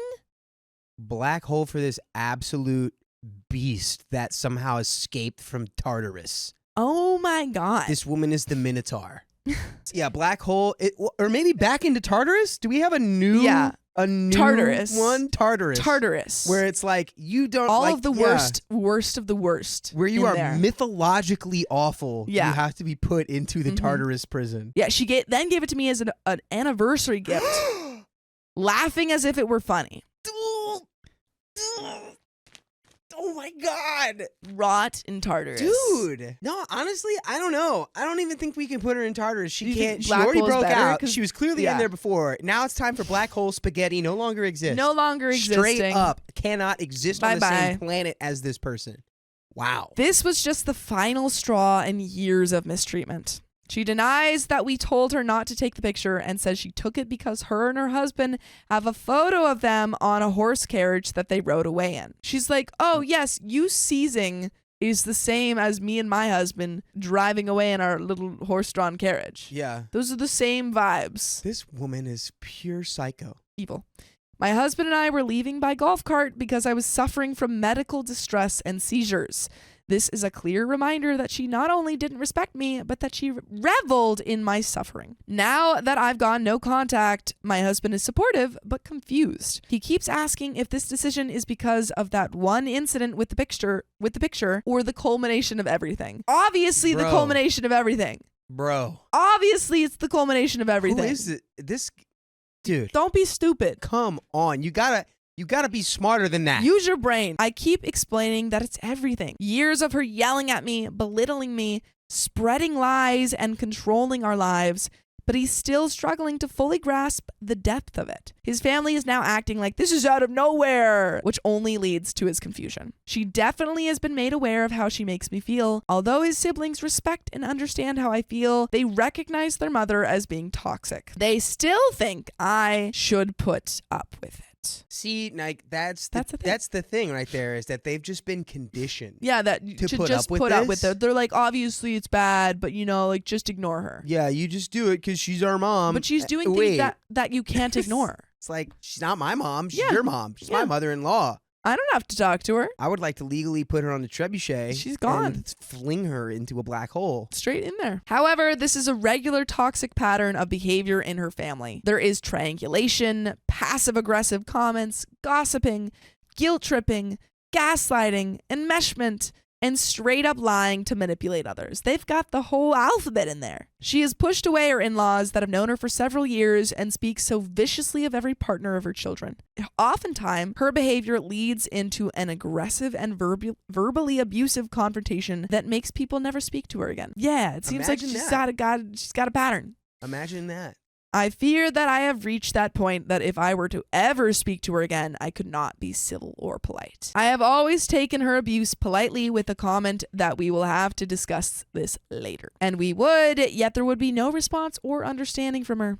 She just pretends everything's okay, often doubling down. My husband is trying to point out these toxic patterns of behavior as the reason I'm distancing myself from her and his family until they are no longer present or a majority of the dynamics. Good luck Yeah. getting the mom to see anything. She's clearly shown that she can't own up to any of her actions, nor does she's- she want to. She's the faultless creature. If she did something appealing every once in a blue moon and we were able to connect with them or have fun, I'd be willing to keep trying. I don't know how else to describe this, so forgive me for the rudeness of it, but it seems whenever she's around me, she's so tense, like she's so full of constipation, of anger, stress, and hatred towards me. She only relaxes after she lets out her true nasty side. She's just gotta let out her freak a little bit. She's Gotta let that freak by. Usually in passive-aggressive or very clearly planned out attacks. If she is confronted with this behavior, she cries, plays the victim, and honestly, it's very exhausting. Oh my God, yeah, that just made me. That just Uh, drained me of all my energy Yeah, imagining they're her like, being hey, stop why doing are that. my children ganging up on me? You just think I'm a bad mother, don't you? I'd be I'm like, just yeah, the worst mother in the world. You just wish that you had a totally different mother. Yes. Yeah. Congrats. Yeah. You've learned. You hit it right on the money. Now change into that person. Thank you. I was hoping Reddit could help with some advice, resources, or other tools my husband can use to try and explain over the next few weeks as we are going on vacation to our home state. I am afraid we will not find a therapist in time to arm my husband with an ironclad set of skills and boundaries to prepare for the crap storm that is awaiting him on vacation. I am a couple years ahead of my husband in coming to terms with his family and hope. So I recognize and respect how he wants to keep trying, but the thing is that, like, he can try, I guess, but you shouldn't have to talk to them at all. Like, you shouldn't have Not to after interact with that. these people at all. That should. I wish there was some kind of law that she could get arrested for taking those I know. photos. That was insane. That's absurd.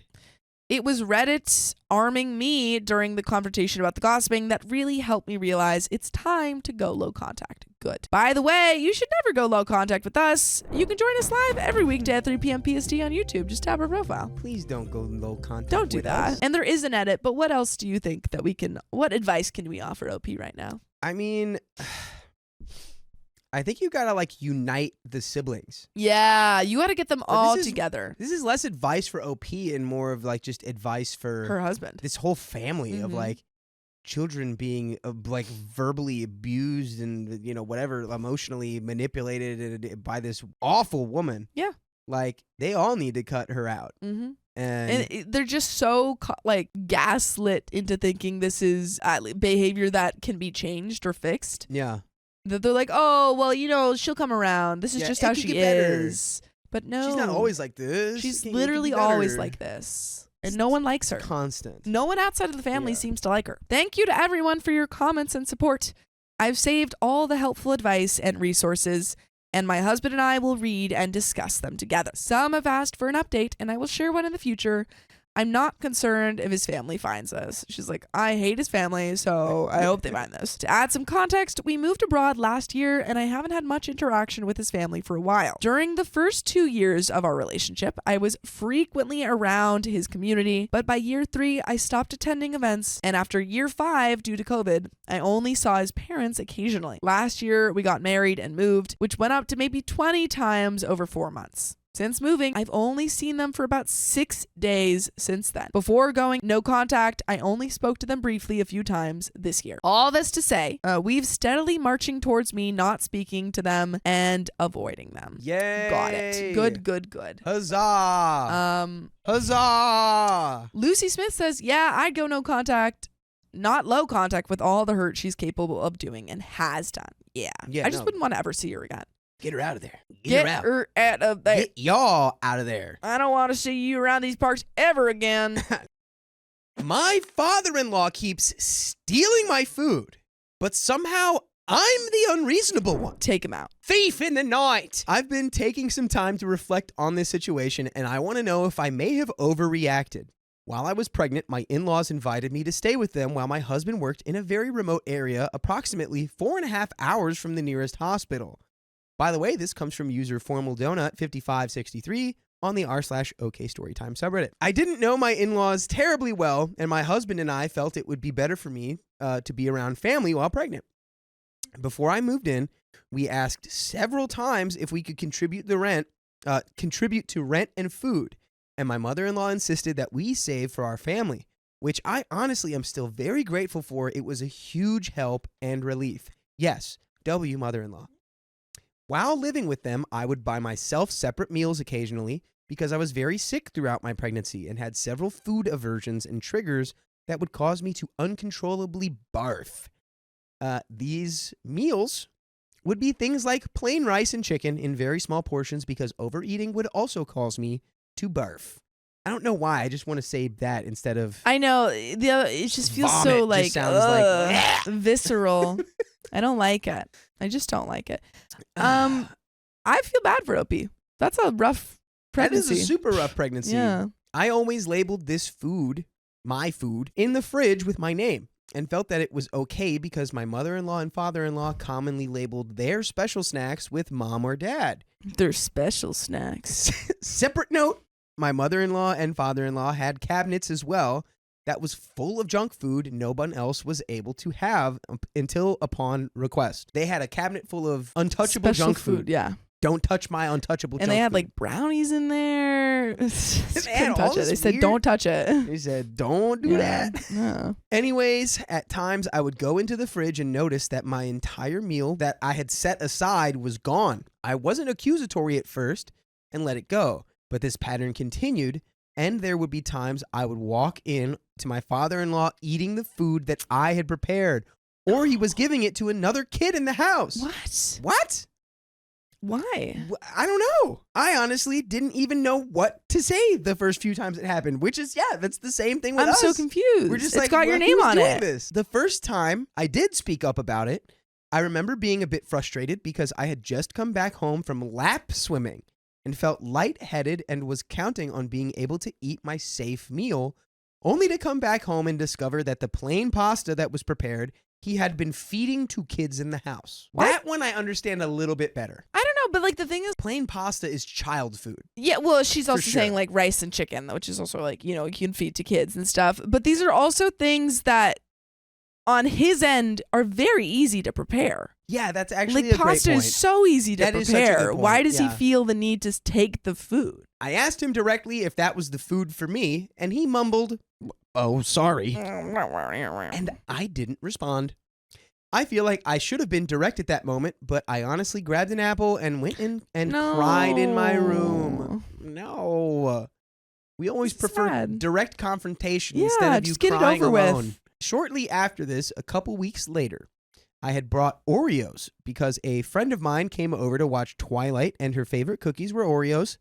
I could only have about 1 or 2 at the time and labeled them with a note that said my name and please ask before eating. Truthfully, I really wasn't too interested in the Oreos until after I had given birth because it was too upsetting for my stomach to eat them. When I finally did go to enjoy some cookies, all of them were gone when it was nearly full when I put it in the pantry. So it was empty and they put it back in the pantry. That is diabolical. Boo this man. Diabolical. At this point, I did take it out and asked in the kitchen who had eaten the Oreos. My in-laws were all eating dinner at the time, and my father-in-law spoke and said that he had had some, and I responded with, "Can you please ask next time beforehand?" My mother-in-law then responded, "I feel possibly defending him because she stated that, "Oh, those cookies have been in there forever anyways." I said nothing after that point because I felt like I had said enough, and I left. The next day, my father-in-law returns home with a package of Oreos and apologizes, which at first I felt was genuine. Oh, that's not a good sign. I opened the pack and got a Ziploc bag and put 3 or 4 cookies in it, and he's watching me do this and states, quote, "You need to make sure to leave half of the pack because you had already eaten half when I had some." What? Okay, I'm really that doesn't kind even of make sense. That's so silly. I'm really curious about what their financial state is, because why are you so strict on these Oreos, father-in-law? Like, why are you like, "Oh, you ate some, so instead of me getting 2 packs of Oreos so that I can have some Oreos," he's like, "I gotta watch you and make sure you don't eat all of this 1 pack I bought," you know? Yeah, but also it's like those weren't This weren't yours to begin with. Yeah, you ate that wasn't yours. And then dude. your gift that you're giving to this person now has, like, you're taking some of your gift? You like extended an olive branch and then you lit it on fire. Yeah. Literally just buy 2 packets of Oreos. Yeah. What is Why what not? What is with this guy? This comment, I'll admit, really frustrated me, and I put all the cookies back that I had in the Ziploc because I felt like it was a backhanded apology. I don't know how to explain it exactly, but his apology just felt insincere. Like he felt like he shouldn't have to ask for the meals I set aside or apologize in the first place. Later, after I had time to cool down, I did respond with a message that I really just wanted him to ask before taking something that I had bought, or at least not eat all of it. It's literally just the principle of just ask me. Yeah. Come on. Just ask. That's the thing. It's like, it's not even a sign saying don't eat it or like don't touch. It's saying ask before eating. Ask me first. Just say, "Hey, can I have an Oreo?" Crazy. This message really bothered my in-laws, and they have made remarks to my husband that I made such a big deal over Oreos and that I was living in their house rent-free eating their food. Oh my God. You offered to do that.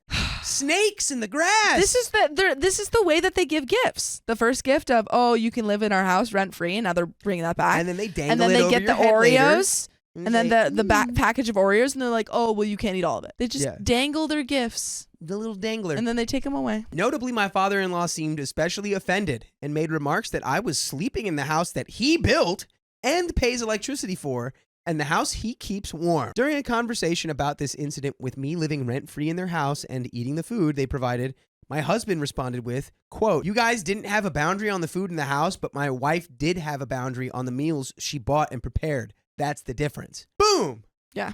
Both my mother-in-law and father-in-law have continued to bring this up to my husband over a year later, and it's honestly made me feel torn. While I'm very grateful for them for opening their home to me, I've honestly never had a recurrent situation like this. I grew up in foster care, and it wasn't irregular for us foster kids to receive an allowance and have our own foods by ourselves.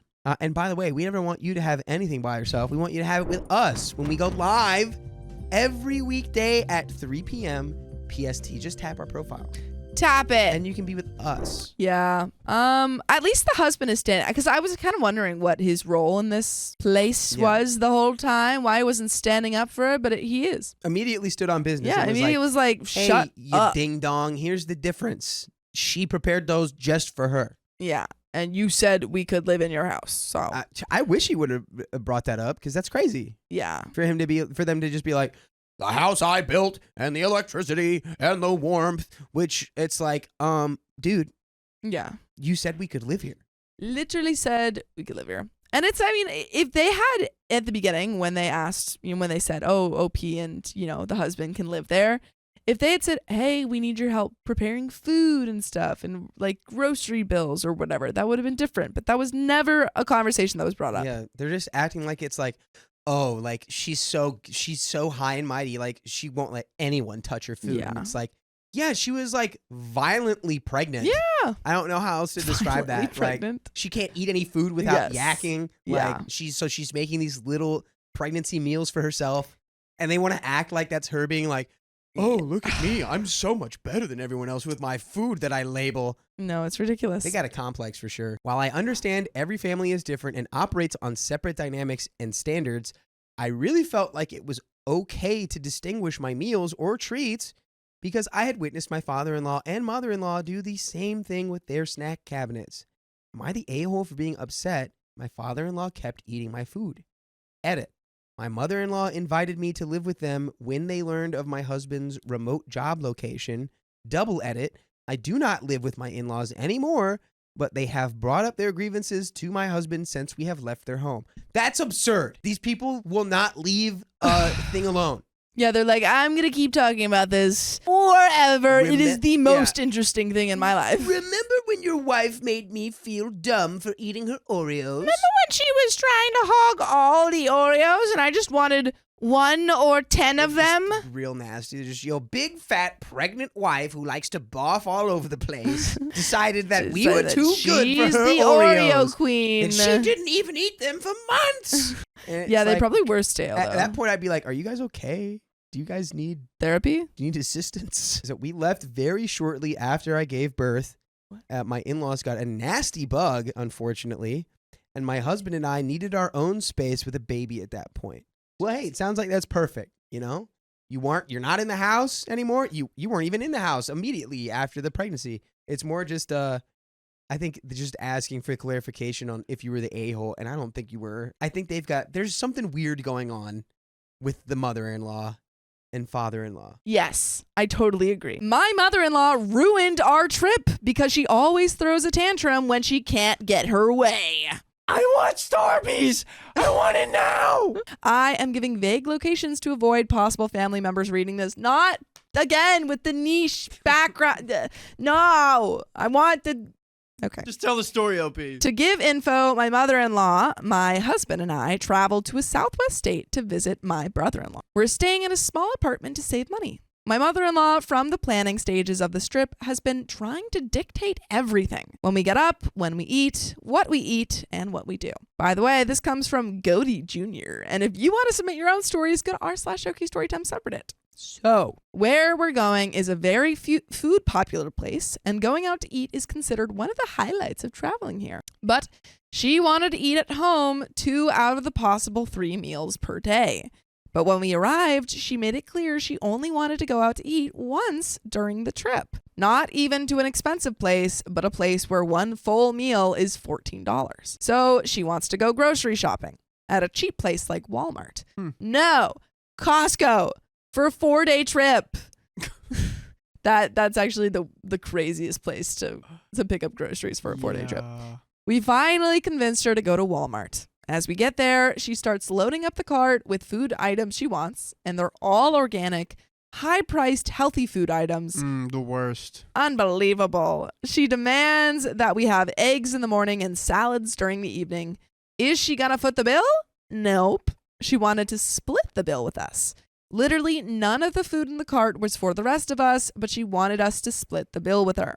Every time we made a plan to do something, she would interject and say, I want to do XYZ first. Let me tell you, after hearing a full-grown boomer say, I wanna, in a whiny voice, you're just about to pull your hair out. The second day, she wanted to work out with the son she was visiting. He didn't want to because he wanted to work out alone. I can't imagine anyone wants to hang out willingly with the mother-in-law. That is true.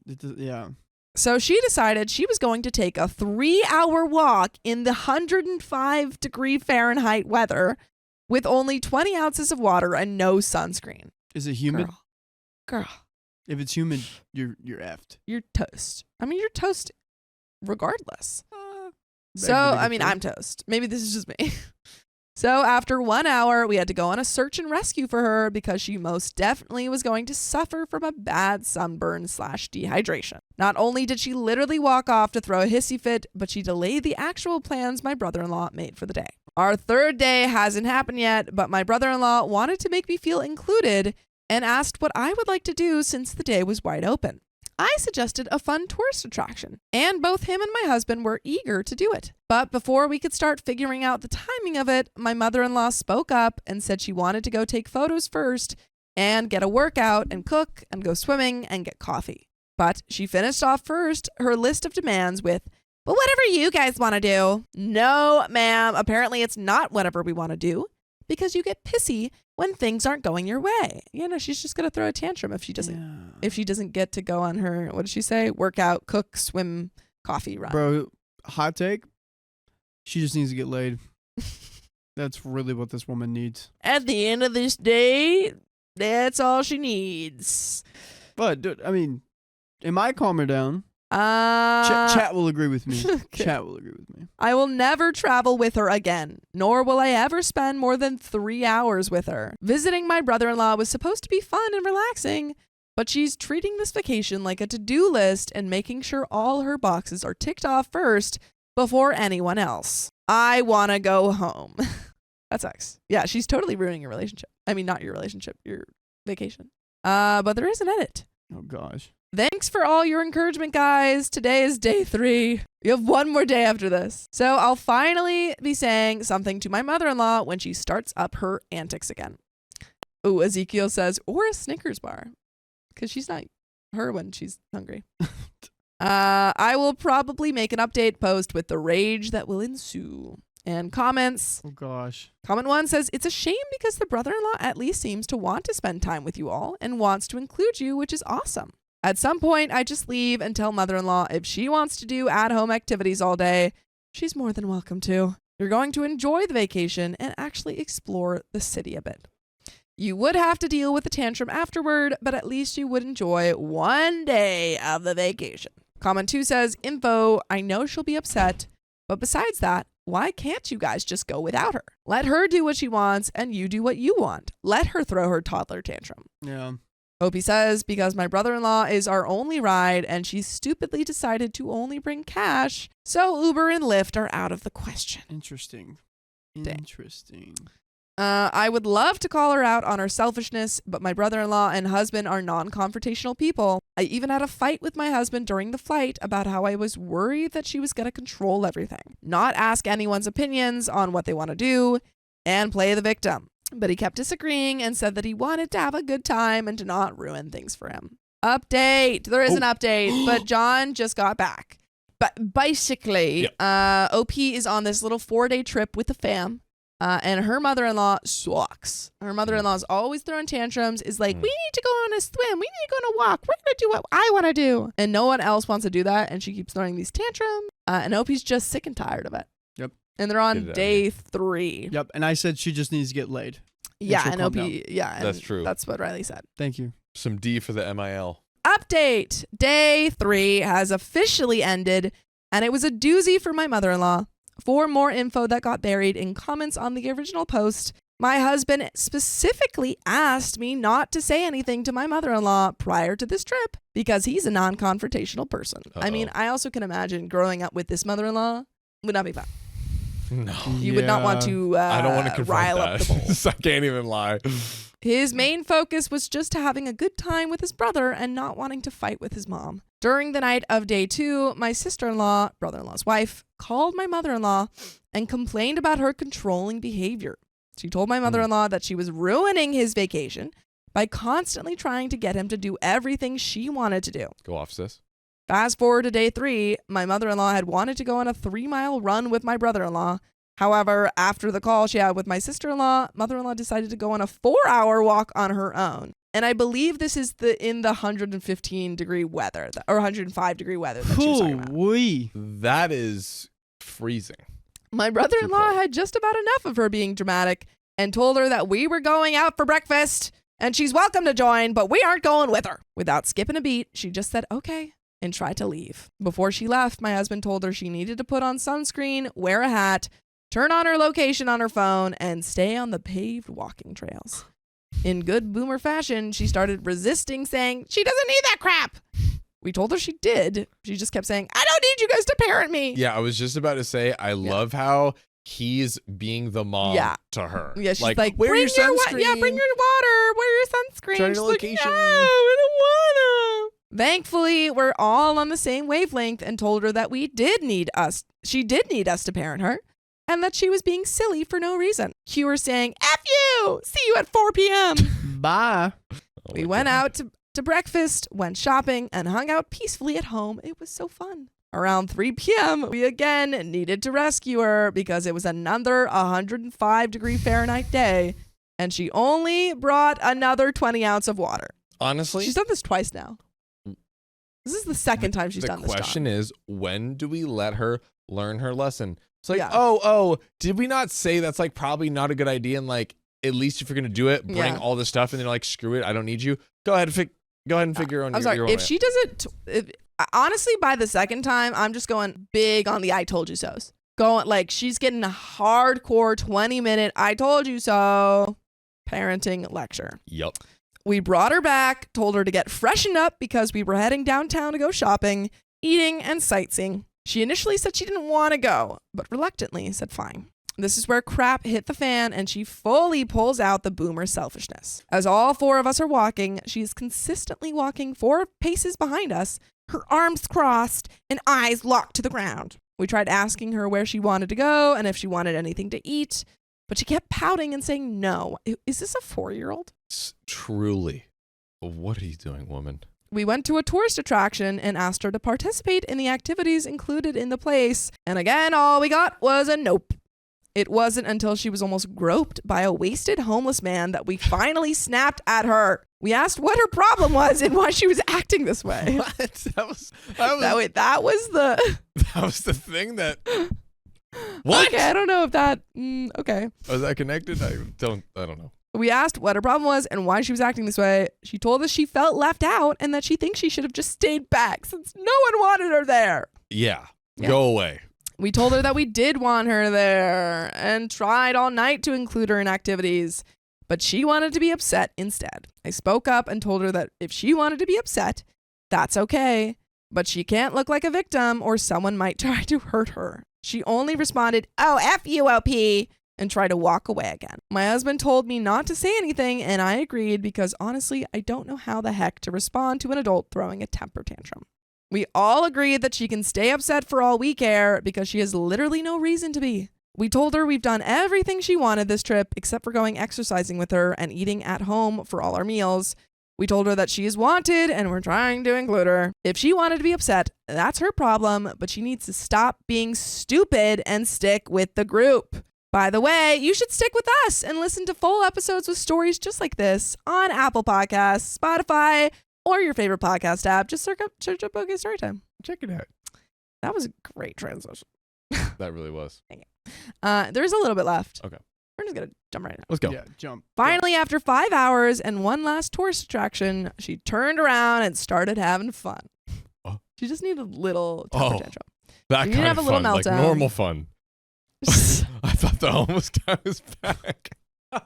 She's like, you've been following me long enough. What's up, Shawty? What you doing? She did eventually let out a small sorry, but the damage was done. This woman is a nightmare to vacation with, and I have seen her true colors this trip. I will be removing myself from most visits with her.